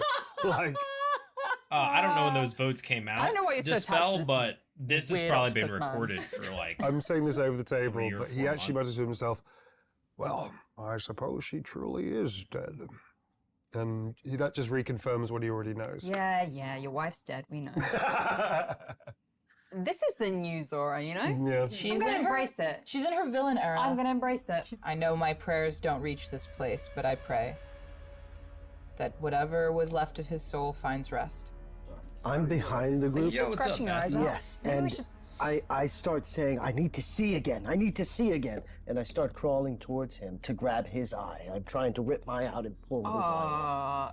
I think we need to restrain Halloween, guys. You want to do a group restraint? Yeah, if we've got those like mittens they put on So newborn Ravenloft. babies. Like the baby. The baby mittens. Group Group restraint. Restraint. I concede Yeah, I concede to the group To the what? restraint. to the group restraint. To the group restraint, you do? I concede. I'm not going to. Oh. Just let the egos out. Damn, he really likes you. So the know? two of you, I Oh, guess, it's do an okay. opposed athletics check. Opposed athletics Yeah. together. Yeah. You're both Okay. working together. Yeah, You can give Jasmine's yourselves good. the help action as Okay. well. So Yeah, with some Okay. share. you'll both get Athletics. advantage. Christian, you'll roll straight. Athletics, you said? Mm-hmm. Okay, that's A 4. Okay. God. That's a 9 16 minus plus 1. 2. So between the two of you, you're able to restrain Eloise as they kind of shamble forward, reaching for this man's face. I'm trying to grab that rune eye and put it in mine, and you don't understand. It was beautiful. It was beautiful. I put my wrist into his mouth. Yeah, and I slap him. This is getting weird. Cheers. This is getting weird. Just like, my wrist Just bite, just feed. Honestly, I love to see women in male-dominated fields. You're just hungry. And in my craze, I bite Yeah. and I feed. Yep. Go ahead and take that piercing damage. So you regain hit points equal to the piercing damage dealt. So you do 1d4 plus your Constitution modifier. So 5 points of healing. Cool. 5 points of healing, damage. 5 points of got it. damage. I'd also like to, while as he's feeding, just make him some lovely seaweed little mittens. To bind his hands. No, just to prevent him from scratching Like his a eyes baby. out, Oh, like got for you. babies. Okay. May I, whilst all this cacophony is going on, I'm sort of, my attention is now drawn to what he was rambling about. I'm going to try and pluck out the ruined eye and keep it. I'm just I'm trying to study it in front of him as all of this is going on. It's less of a eye, and it's more so that like one eye has been gouged out, and almost like the way people wear monocles, Yeah. a jagged piece of stone, shale truly, with a ruin in it has been like kind of nestled, cutting it. into the flesh where that was. I want to try and get a little a pocket knife and just. You're able to do so easily. Now, let's see what this curios is about. Can I study and like see if it's? Yes, give me an investigation or arcana check. I'll investigate it. Let's have a little look under the light here. My 2x4's on my shoulder, like this. All right, so that is +6. 8 plus 6 for 14. This is Halloween right now. Little seaweed mittens. Seaweed mittens. You get the sense that should you don it as a monocle Yeah, over all your the- own eye, Yeah. you would be immune to magic that Conflict. allows other creatures to read your thoughts, Oh, determine whether you are lying, know your alignment, or know your creature type. Creatures can telepathically communicate with you only if you allow it.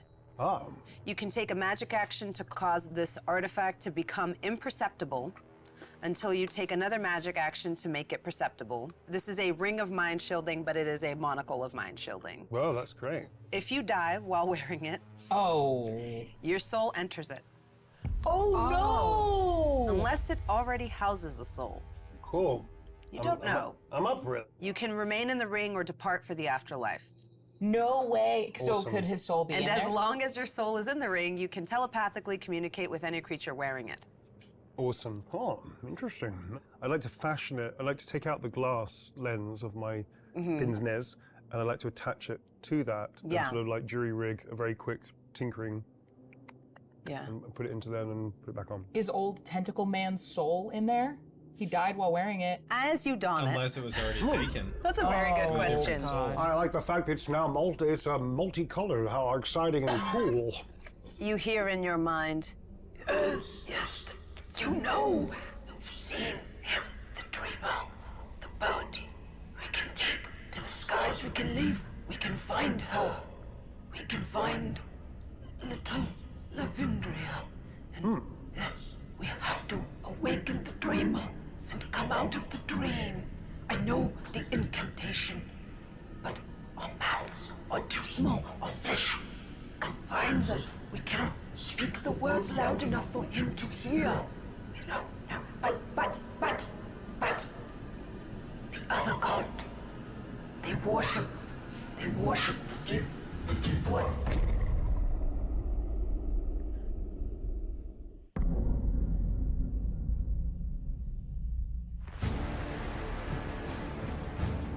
That was a short one, yeah? What's that, 47 minutes, including the trailer?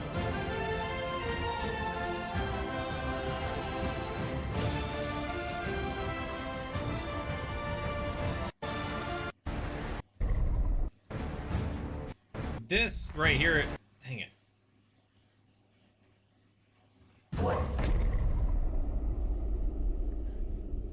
This scene is a nice touch. I like that they've put this on there. This is good. Yeah, that was a shorter one. Looks like, because the countdown of a minute starts at that time. So when they first appear on the screen is about 40, it was about 46 minutes. And that includes, yeah, so. Yeah, no, it wasn't bad. Yeah, it was different. It was very different, and not a lot happened, but I mean, there was a combat and it was 46 minutes long, so that kind of makes sense, right? That not a lot happened. But it was neat. It was definitely neat. Like, the scene setting is very spooky.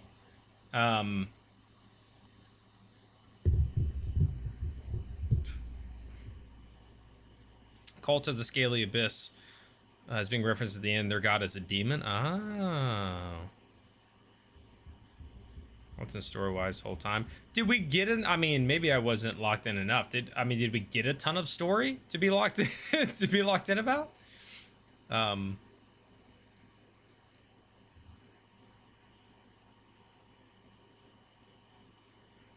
I mean, again, it was good. Like, it was interesting.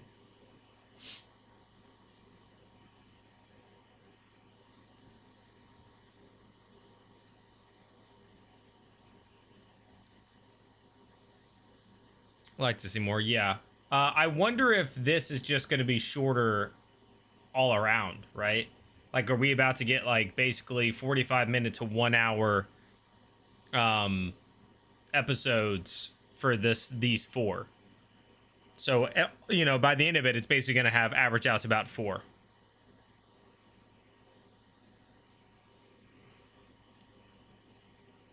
You know what's so funny? As I just opened up Facebook and I went to my memories, and on June 10th, 2016, somebody tagged me and my brother in a Call of Cthulhu thing. An E3 trailer from 2016. Isn't it? It's wild how that stuff happens. We just watched a whole Cthulhu thing, and 10 years ago on this day, I was tagged in a Call of Cthulhu E3 trailer. Wild. The world's a crazy place.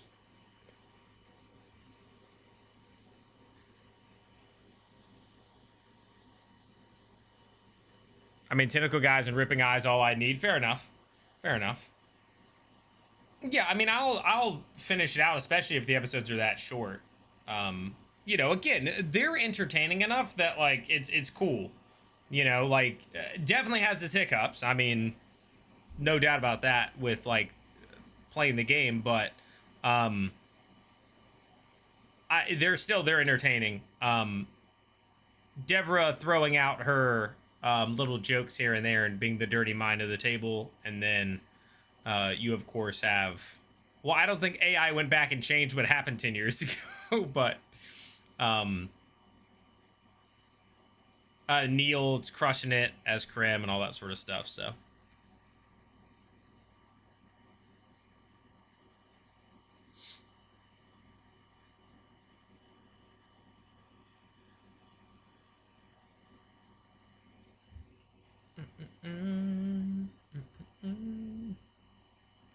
Without people to watch with. That's valid. Totally valid, Double.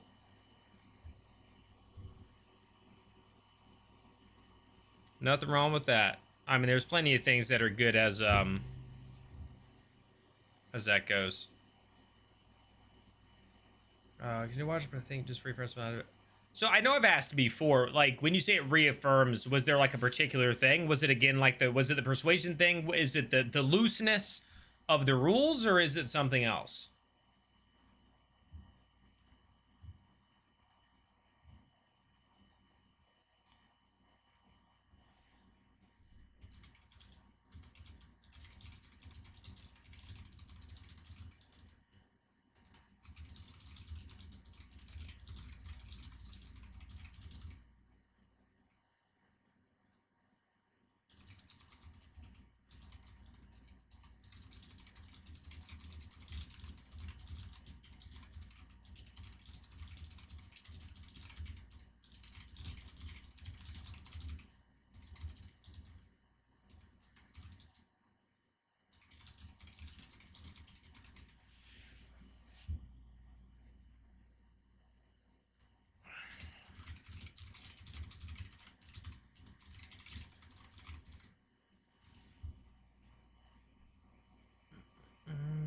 Actually, hey, all right, eyeball. Thanks for popping in.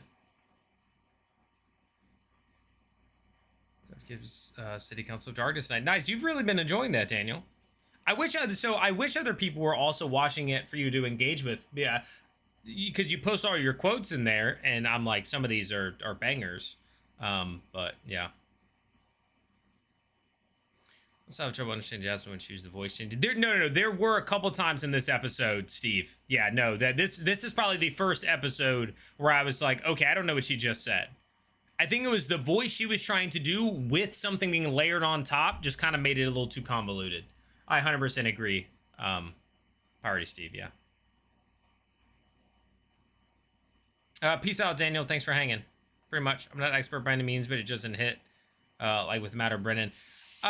Matt is definitely the most by the rules. Brennan is he's definitely more rule of cool than Matt. This, I think, is probably normally she's probably like Brennan. Maybe even leans towards, but I feel like this particular situation, she's, like kind of told, keep it going, keep moving, like it is what it is. And I think that's the case. So, I think it's hard to judge. I know this is all you have to really go off of, but I feel like it's tough when it comes to that. But I get it for this. I 100% get it. Again, I'm like a between Matt and Brennan, or maybe a Matt in the terms of like, I don't say yes to everything, but I will try to work with you when I can. And all I ask is that people try to work with me back, right? Like, I'm going to understand and let you do cool stuff. And sometimes you're just going to have to trust me and know that if I made a call, I made it for a reason, whether it's going to like if what you're doing might break the entire narrative or break the entire this or that, and so I make this sort of ruling or whatever, just trust that I'm doing it for a good reason. That sort of thing,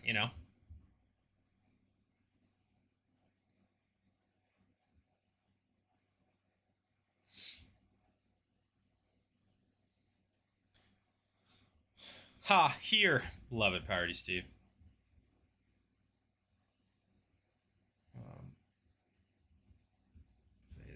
I was definitely mumbling a lot. Yeah, it was the way that he talked with the thing on top of it, 100%. The neighborly DM. Yeah, again, I like to collaborate with my players on stuff. If they say, hey, hear me out, I want to try this, I will 100% consider it, think about how we could do it in a way that I find is fair to the rules as best we can. Again, maybe adding in like a skill check, or saying, okay, you can do this, but it's going to take your bonus action and your action to get to pull this off. Like, right, stuff like that, where it's like, it's not just yes. Yeah. All types of DMs just have to get used to individuals, at least that's what I do. Yeah, for sure, 100%. Yo, what's up, Edwin? We're encouraged by the overlords. Yeah, I do think that's probably like, you just got to keep it flowing. You got to do your thing, keep it moving, and it's one of those things where, because for the campaign, I'll probably do like that. I'm going to do my paid campaign is going to be, probably have a session 0, and I'll kind of walk people through. This is how I'm going to DM.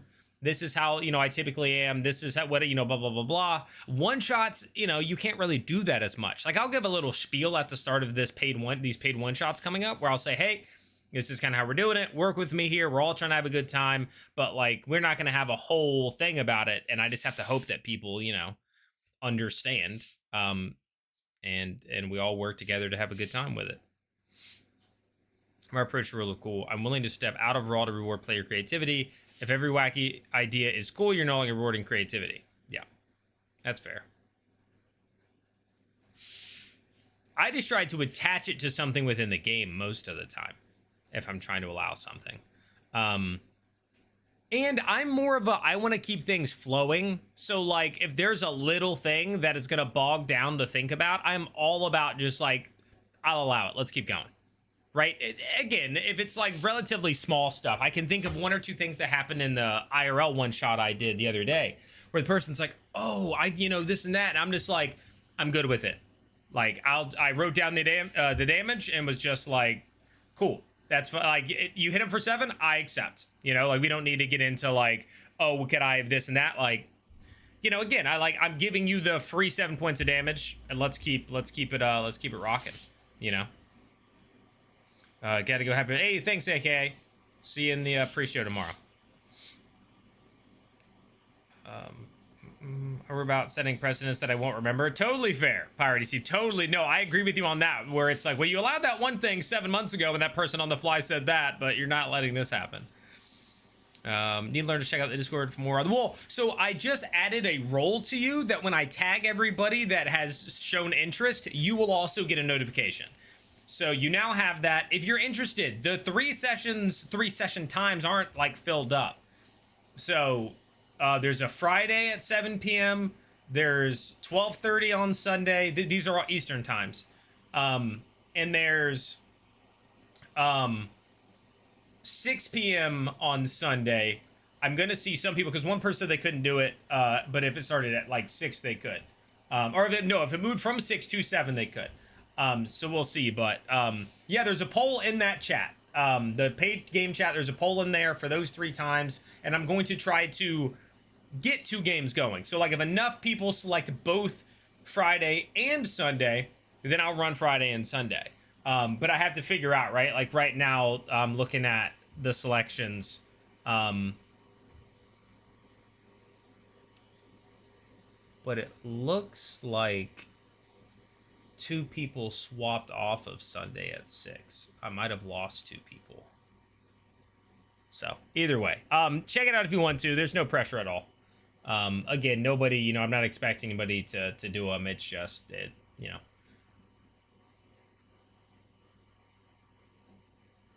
Now I'm trying to figure out who I lost.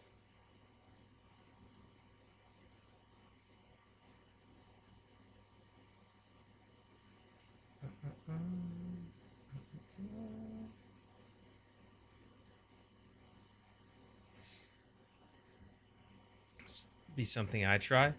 Yeah, I've been doing I set it up. I got the channel in there. Trying to do some one shots here and there, and then there's gonna be a campaign as well. Oh, Bound, I think is it you? I think you had selected Sunday, and you're not on that list anymore.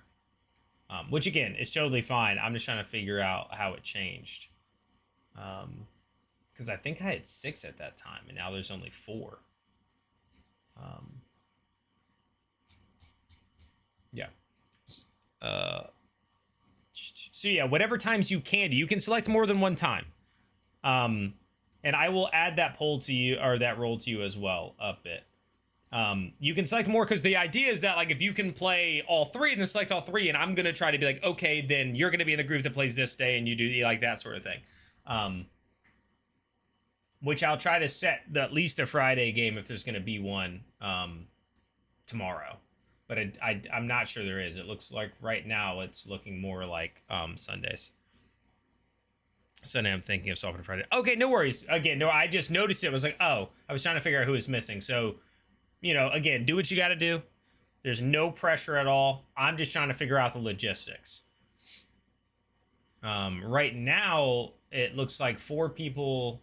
Well, there's 2 that are overlap for the Sundays. There's 4 people who can do Sunday at 12:30, 4 people who can do Sunday at 6. And then 2 people have done Friday at 7. But again, some of those are the same people. So it's kind of weird. All good, Bound. I say, talk to me. Gives him a chance to explain, and gives me a chance to ponder, which I guess can bog down the game, and I'm always looking to be fair first. Exactly. And as long as, you know, I think part of that's communication. Like, if somebody says something to me, I never just go, no. Unless it's like a joke thing, right? I'm like, okay. Like, because I'm showing them that I'm willing to hear it out and think about it, not just be like, no. And then if it's something that I'm totally fine with, I'm just like, yes. Like, cool, whatever. I do lean yes, but I will say no. And I think, you know, that's important, and that's just kind of how I do it. Yeah.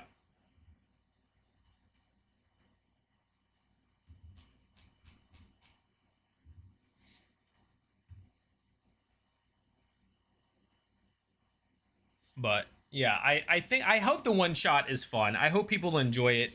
Like I said in the little description I put in there, it is a little more leaning towards combat, but most one shots kind of are. Yeah, David. So when I ran it in real life to test it, right? Again, I made it and then I tested it Monday.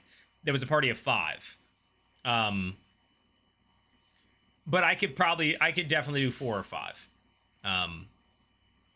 I could even 4 6 if it was necessary. I'll just, tweak, add a little extra here or there. But I feel like it fit the time frame good. It had a solid start point, solid end point. There was, whatever. But I felt like, walk at the end of it, I was kind of like, I feel like it needs a little something in the middle. So I've been pondering that, and I think I have something I can try to do with that. But again, it's going to be roughly about 3 hours. Some of that's going to be dependent on play, right? Like if people are just really slow turns or trying to talk to people more than anticipated, then that sort of thing can go on. But the plan is for about 3 hours, but we'll see. And then I'll need to figure out, because one person said, again, that if it was at 7 instead of 6 on Sunday, that they could make it. So I'll have to, once I'm trying to lock it in, I'll just message everybody who picked 6 and say, could you do 7? And then see if that person, depending on if, like we only have 3 or 4 or something, I could go to 5. But yeah, once I get it going, I'll probably feel more confident about it. There's always just that nerve of like people are going to join and be like, I don't like this. I'm not having a good time. And I'll probably say it at the start. Like if we end this and somebody walks away going, I did not enjoy that. That was not fun for me. I'll give them their $15 back. Yeah. Exactly. I mean, I gotta like set it all up, hope everything works appropriately. So I love using Foundry, but 1, Foundry gives away my IP address, and 2, unless I get like a storage thing, and 2, it updates and it has so much stuff and all that sort of stuff. Yeah, there's a whole section in it. If you go to that channel, I'm gonna tag you in it. Batson. First, did you pick a date on the poll, Batson? So I'll respond, or I'm going to reply to the poll for you, Batson. And then Stephanie will be able to see that too. And then I provided some of the details for character creation as well. And I just tagged you. So if you click, Steph, right where I tagged you, if you click above, it'll take you to where it says it's level 5, 1 uncommon magic item, 27 point buy. I explain it leads towards more combat, but there is some role play, some skills. All the players or characters will know each other. All that jazz. Runtime of around 3 hours, give or take 30 minutes, depending on how you all play. $15 a person. Since this is the very first one and all that, I just, because I said like the one shots would be 15 or 20. This one's just going to be the 15. And then it'll be running on Maps or Foundry. And I'm leaning towards Maps, even though I've never used it before. Because 1, I know it's simple and easy. And 2, because Foundry can be a lot for people. And it can also be a lot for people's computers. And I don't want to deal with the potential issues with that. So, yeah. So let me know if you managed to find the poll, Stephanie. That would be tagged where I tagged Bit and that. So the message right above yours. There's also a campaign link if you want to make characters and have access to like the horrors within subclasses and stuff like that. Those are all in there.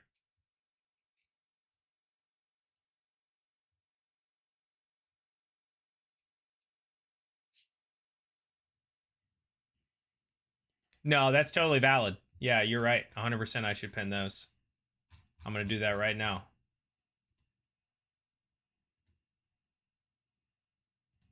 That's a super good call.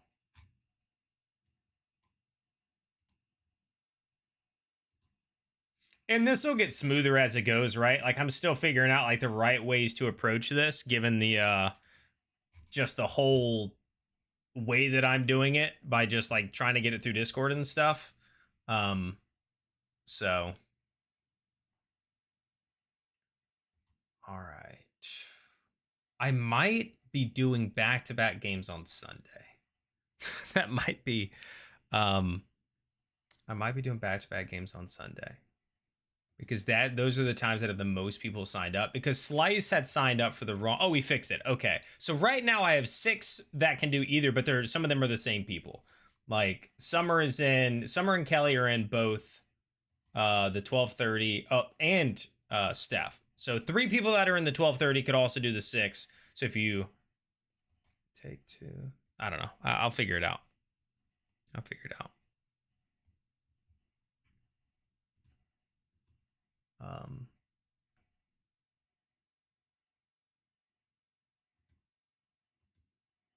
Yeah, and see, because there's definitely enough people to get 2 games. It's just a matter of getting the right split. Like if we did Trouble, Kelly, Batson, and Steph Friday, I would have Summer, Dan, Sliced, Sam. So there's 4 Sunday at 12:30, but then that would steal everybody, and Kipster and Zach would be alone at 7 or at 6 on Sunday.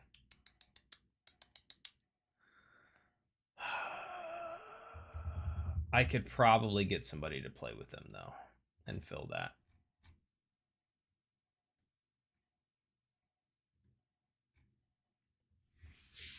Scheduling is the real big. Well, again, I have there are enough. I'm trying to make sure everybody that does it has a chance. And it's tough. But I mean, I have to let people know by like tomorrow. At least the Friday group needs to know by tomorrow. Like if there's going to be a game Friday, they need to know by tomorrow. So I need to iron that out and say, okay, this is going to happen then. For sure.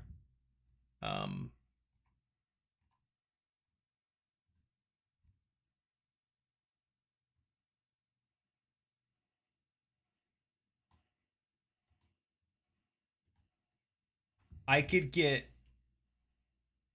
All right, so if that was the case, exactly what I just said, if Kipster and Zach could do 7 instead of 6, we could pick up Jack. That would get us to 3.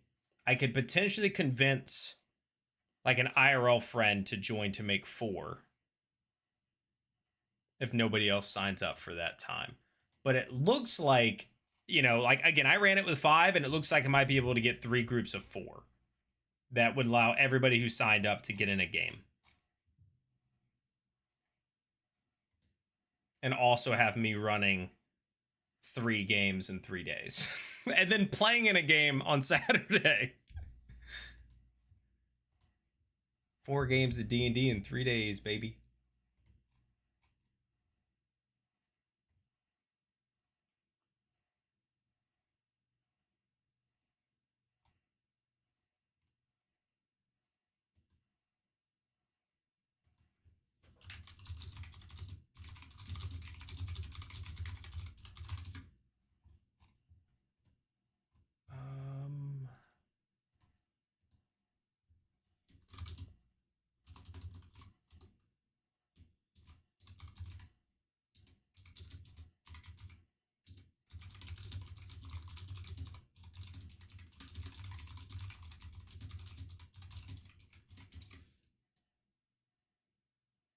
I'm gonna hate D&D. No, it'll be all right. Are these one shots or started the campaign or what? These are just one shots.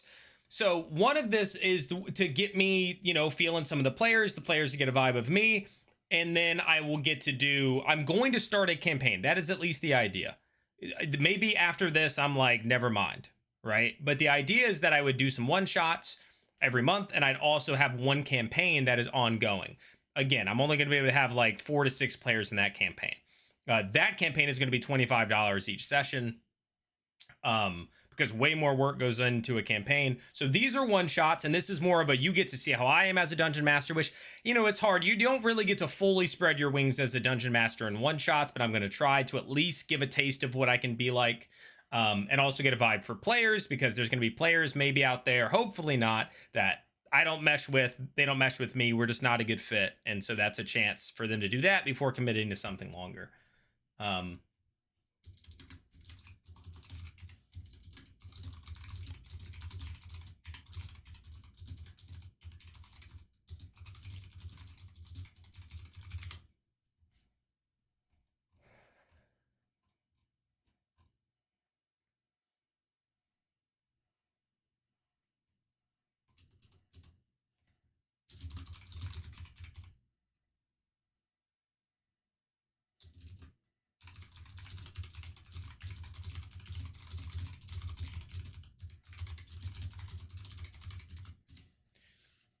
Which Arcane also gives you options for scheduling. I don't know how that would work because I've never done it, but that is definitely something to keep in mind. Yeah, definitely something to keep in mind. And the scheduling. Thanks, Parody Steve. I appreciate it. Thank you, thank you, thank you. Yeah, I'll need to keep looking at the schedule thing to determine.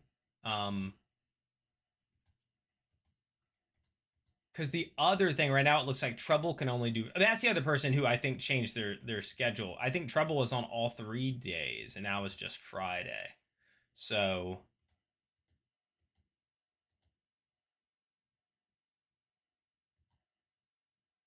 I think right now I could either have 2 groups of 5 and just do Sunday, but that would leave Trouble out. Or I can try to finagle my way into all 3 days. I don't really, that's the other thing is, I don't want to leave people out. I don't like, when people say, I'd be like stressing over trying to get everybody in. Okay. Okay. I'm going to have this figured out by tomorrow.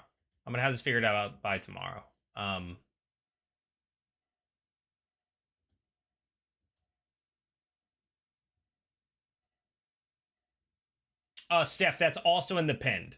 It's level 5.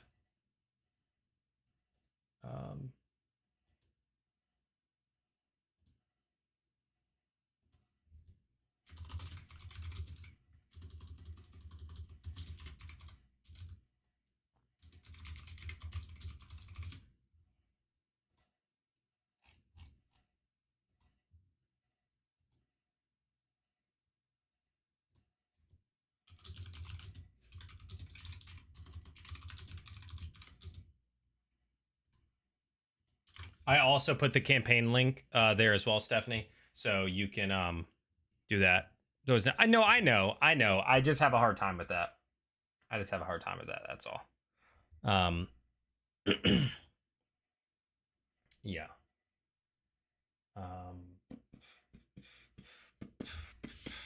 It is what it is. It'll work out.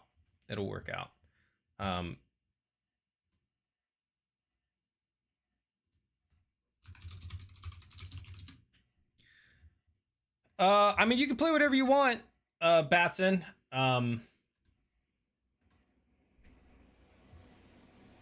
But yeah. Totally your call. And again, this will be a very much like a sample size because it's a one shot. It's relatively linear, right? Like there's basically a path to follow. So if anybody's coming in thinking it's about to be, hey, Sherry, thank you for becoming a member. Oh, that's continuing it, right? Weren't you already a member? But thank you. I don't know if you were a worm, but it says welcome to level 1 member. Appreciate that. So, you know, it definitely has rails. Like, you're not coming in thinking it's about to be where, like, you show up and you're going and doing some totally different thing and ignoring the quest. Like, you can't come into the one shot and ignore the quest hook. Like, you just I'm gonna need to say that in kind of my my spiel too. Is like, if you guys are coming in here thinking you're about to like go do something else, then yeah, I think someone gifted me one. Yeah, they did that before. That's what it was. Somebody had done one before. Yeah. I was like, I swear at a point, we did that.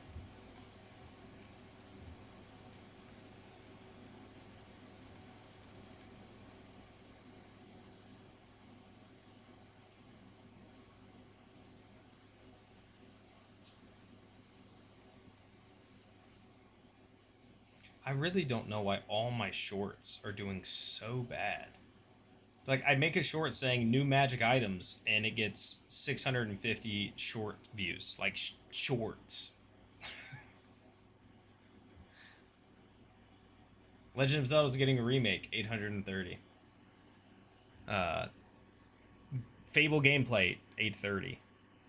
Like, I don't know what's going on with YouTube Shorts, man. They're just always so bad for me. Today's just not been good. Like, nothing I've posted has been picked up.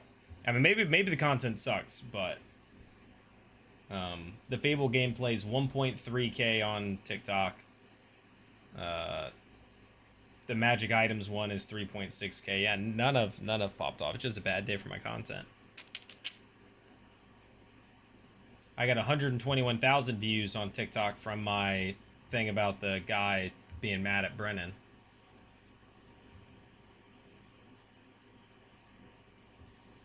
Well, Fable looks good. Yeah, we talk about Fable. I agree. I think Fable looks quite nice.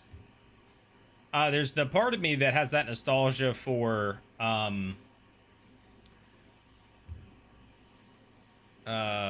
the whole like actual good versus evil, and now they've made it like this crazy like societal nuance to like this person thinks the thing you did is good, this person's impartial to it, that person doesn't like that you did the good thing, and this part, you know, like there's a whole sort of thing that just makes it wild.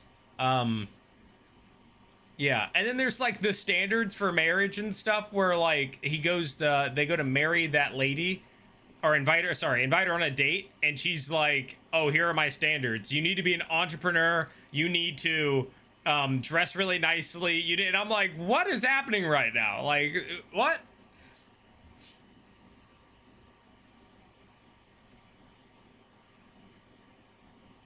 We're getting to real life, guys. We're getting to real life. It's a life sim. Yeah, the combat, I mean, it's Fable combat. It's never been like the most wild. You can make that combat fun by like combining like a magic spell with an attack with a ranged attack, right? Like you can make it feel fun, but it's never been like, if you're sitting back and you're watching like a video of it, you're not like, wow, this combat is incredible, right? It just, you can make it look fun or be fun, but also like it's not, like in Fable 1 and 2, I don't know. All good, Edwin, all good. But yeah, guys, don't forget, pre-show is tomorrow. We will be doing the pre-show. We'll probably start at the normal time. I don't think I'm going to start any earlier. But we're going to have the bingo cards. Oh, they were so good, Bound Bob. You should 100% play them. I think that the remastered are on Steam because I got it not, like I said, I played it like a year and a half, 2 years ago. Fable Anniversary I got. I don't know how much it is right now, but Fable Anniversary, they were good, man. Oh, you haven't either, Batson. They were good games. And so this has a morality system that's super nuanced. And the old ones, it was basically black and white. You had good and you had evil. And when you built up towards good, you got a halo over you, and if you went towards evil, when you became really evil, you got horns. I felt the same way, David. I liked 1 and 2, and I just didn't get into 3. But really enjoyed that stuff.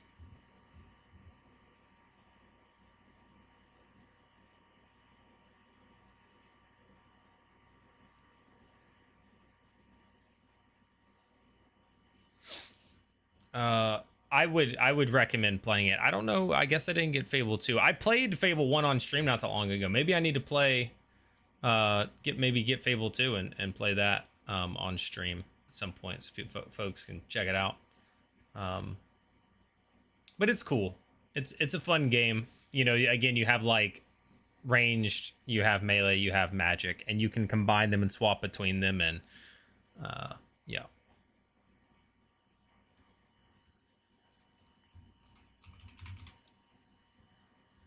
did they not have Fable 2? Yeah, single player RPG stories. Yep.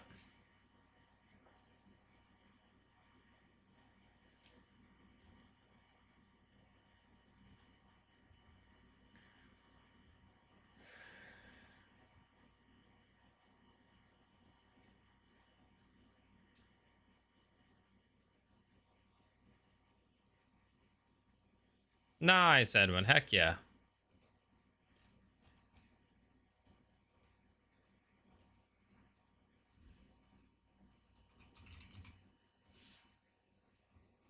I wonder if they just didn't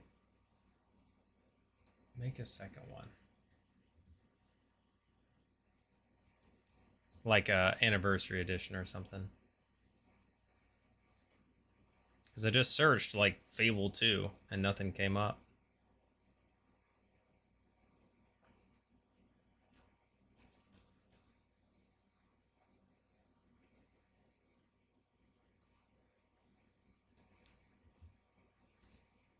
They were good games though. Again, like if you played it right now, maybe you wouldn't love it as much as I did as a kid. You know, these were prime games on the Xbox and whatnot, Xbox 360 back in the day. Thanks, Adrix.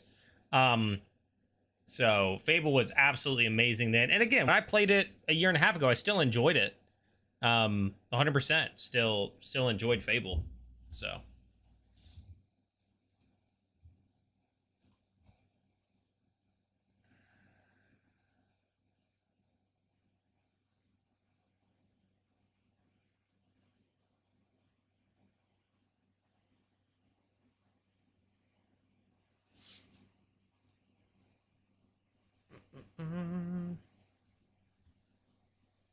Yeah, I think they tightened it up a little bit with the anniversary, like maybe a little bit better on the eyes.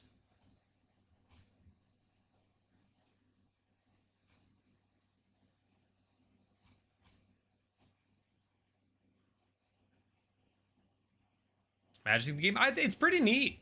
Honestly, Fable is pretty solid when it comes to that. There's like a time stop spell. There's, blasts. Again, don't know exactly. It looks like the new combat is similar. But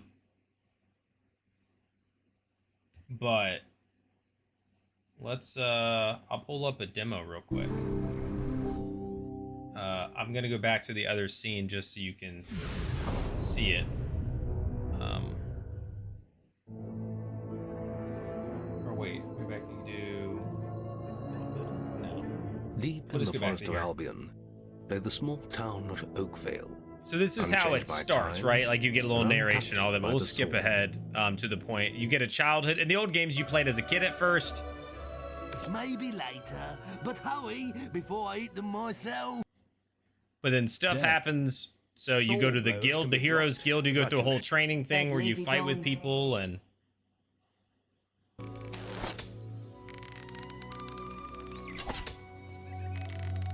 Let's see if this person shows any magic.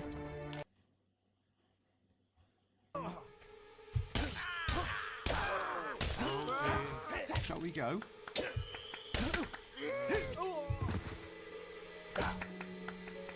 Lead the way!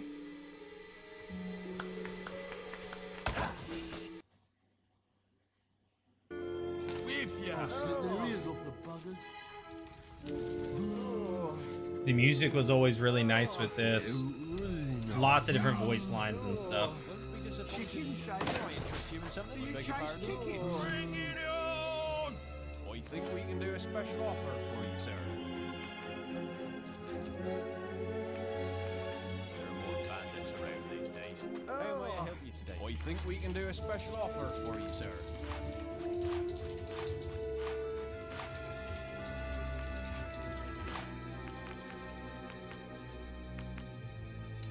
I'm trying to find a magic section. So did I, Zach. Literally, I was just saying, it was like a year and a half ago I replayed it.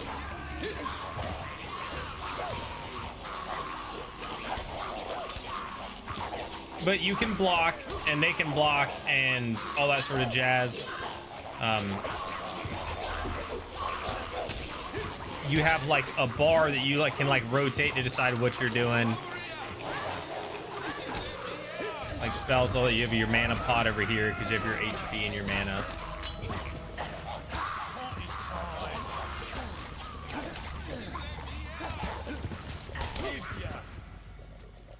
Thanks, mate. It was rather embarrassing getting...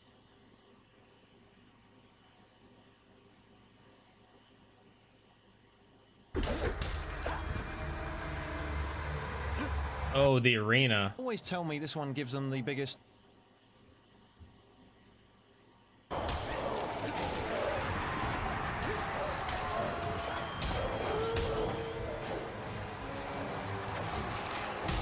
I want to see him use like this guy's playthrough is just like no magic.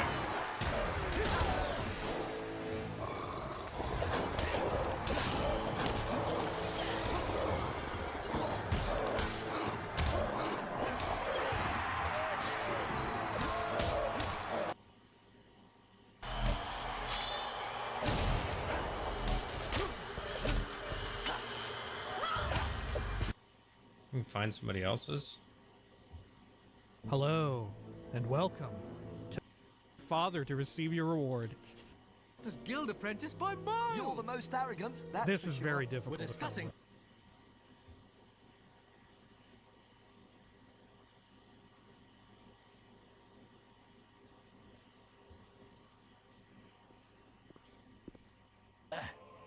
I'm sorry, Twinblade. Your path.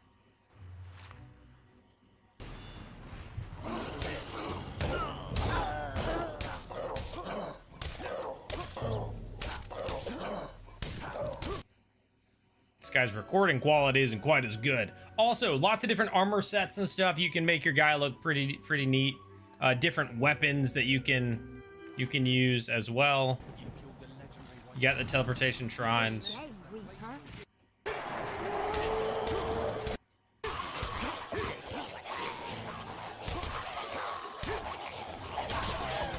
can roll.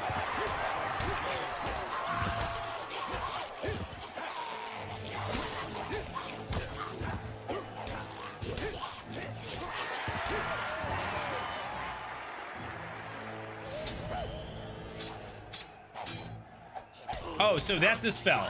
He has a magic sword that fights with him. So that floating sword thing is a spell that he took. He's got a magic sword that fights alongside him. So like spiritual weapon from D&D. 500 gold. Oh yeah, the demon doors. One of the best parts of this are the demon doors. I don't know if we'll be able to like find this specific clip that has it in it out of these, but.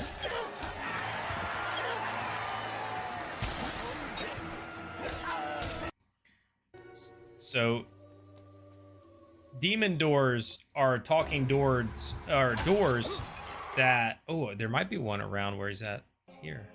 That'll have you do, like, you have to have very specific things to get them open, and there's loot inside. Like, you know, there's items you can only get inside of these demon doors.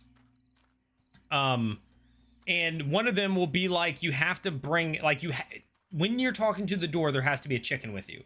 Or you have to make your character fat, which you can do. You can eat and like get fat and stuff like that. So for this door to open, you have to like be a fat character. For this door to open, you have to have married at least 2 women, right? Like all sorts of just random things that you have to basically do achievements to get through. I met him. Hasn't been opened in centuries, but you'll have to.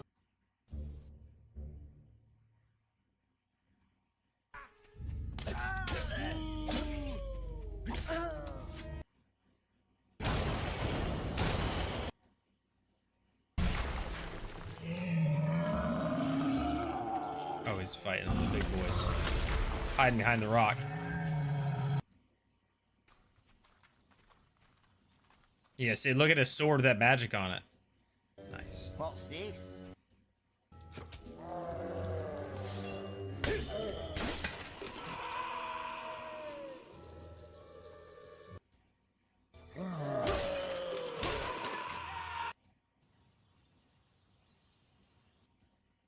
I wonder if I'm gonna get flagged for this, for watching a YouTube video on the YouTube. Oh, I remember this. I'm pleased. You must stop him at all costs. Like, he looks all I'll dope explain now. more over your guild seal. I was really hoping I'd click and see him do like one demon door, but he's just not. I mean, that's basically the end of the game there. Brutality. Oh, fishing. You got a fishing system here too. You can fish where the little water things are.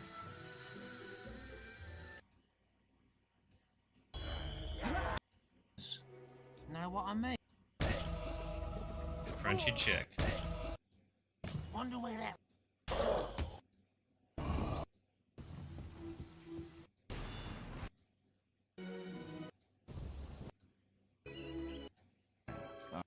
I can't believe I haven't run up to a single Worth. You should. demon door. Yep, you can buy houses, all that stuff, yeah. I've always known. Get ready. And you can see here, you have like your armor rating, but there's more stuff to it, like the attractiveness it gives you, the scariness, which can impact those things, whether or not like there's certain items that would make you lean more towards evil or good, because again, those were the only options. Yeah, it's fun. I enjoyed this game a lot. Enjoyed it a whole lot. I used to play Slumlord, buy all the houses. Well, I mean, they went over it in the video, right? They were like, you can evict everybody, you can fire everybody, like, you can do it.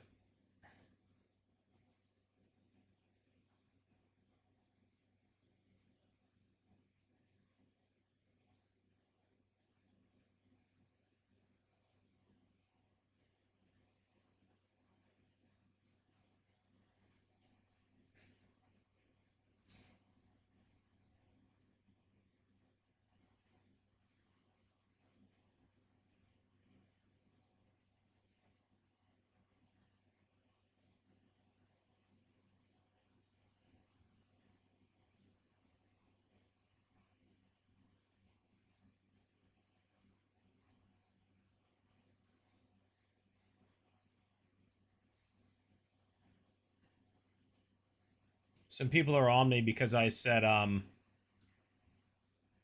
my video talking about the character creator, I said, you know, like muscular, skinny, or round, and people are like, dude, just say fat. Like, I don't say fat very often. Like, it's just not a normal part of my vocabulary. And the first word that came out was round. It was like an super intentional thing. But yeah. Since talking about new game, as far as I saw leak something Hogwarts Legacy 2. Yes. Yeah. So people are thinking it might get announced relatively soon. And I wouldn't be surprised if they try to make it coincide roughly with the start of the new show coming out about it. But my one video talking about it, I, of course, had people telling me not to cover it because of J.K. Rowling. So,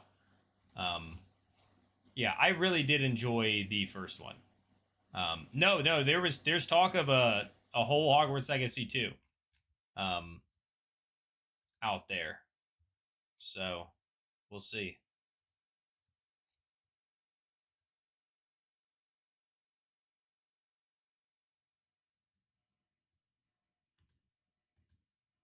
We will see.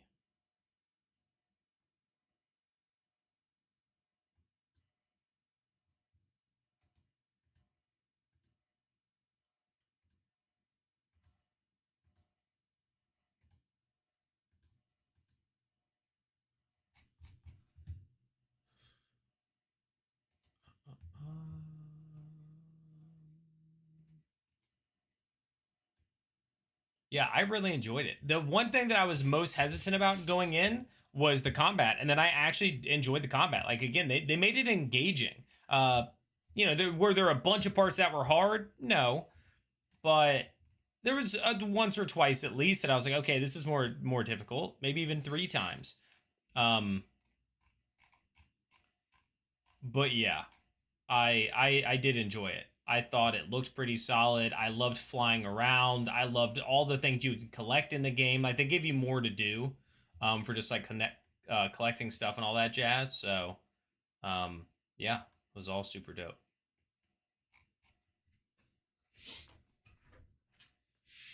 But I'm gonna get out of here, guys. It's 11:08, so I'm gonna dip. I will try to get some stuff in there to iron out the games tomorrow. We have the pre-show. Hope to see you there for the pre-show, guys. Big episode tomorrow night. Expecting quite a bit to happen. So see you guys then.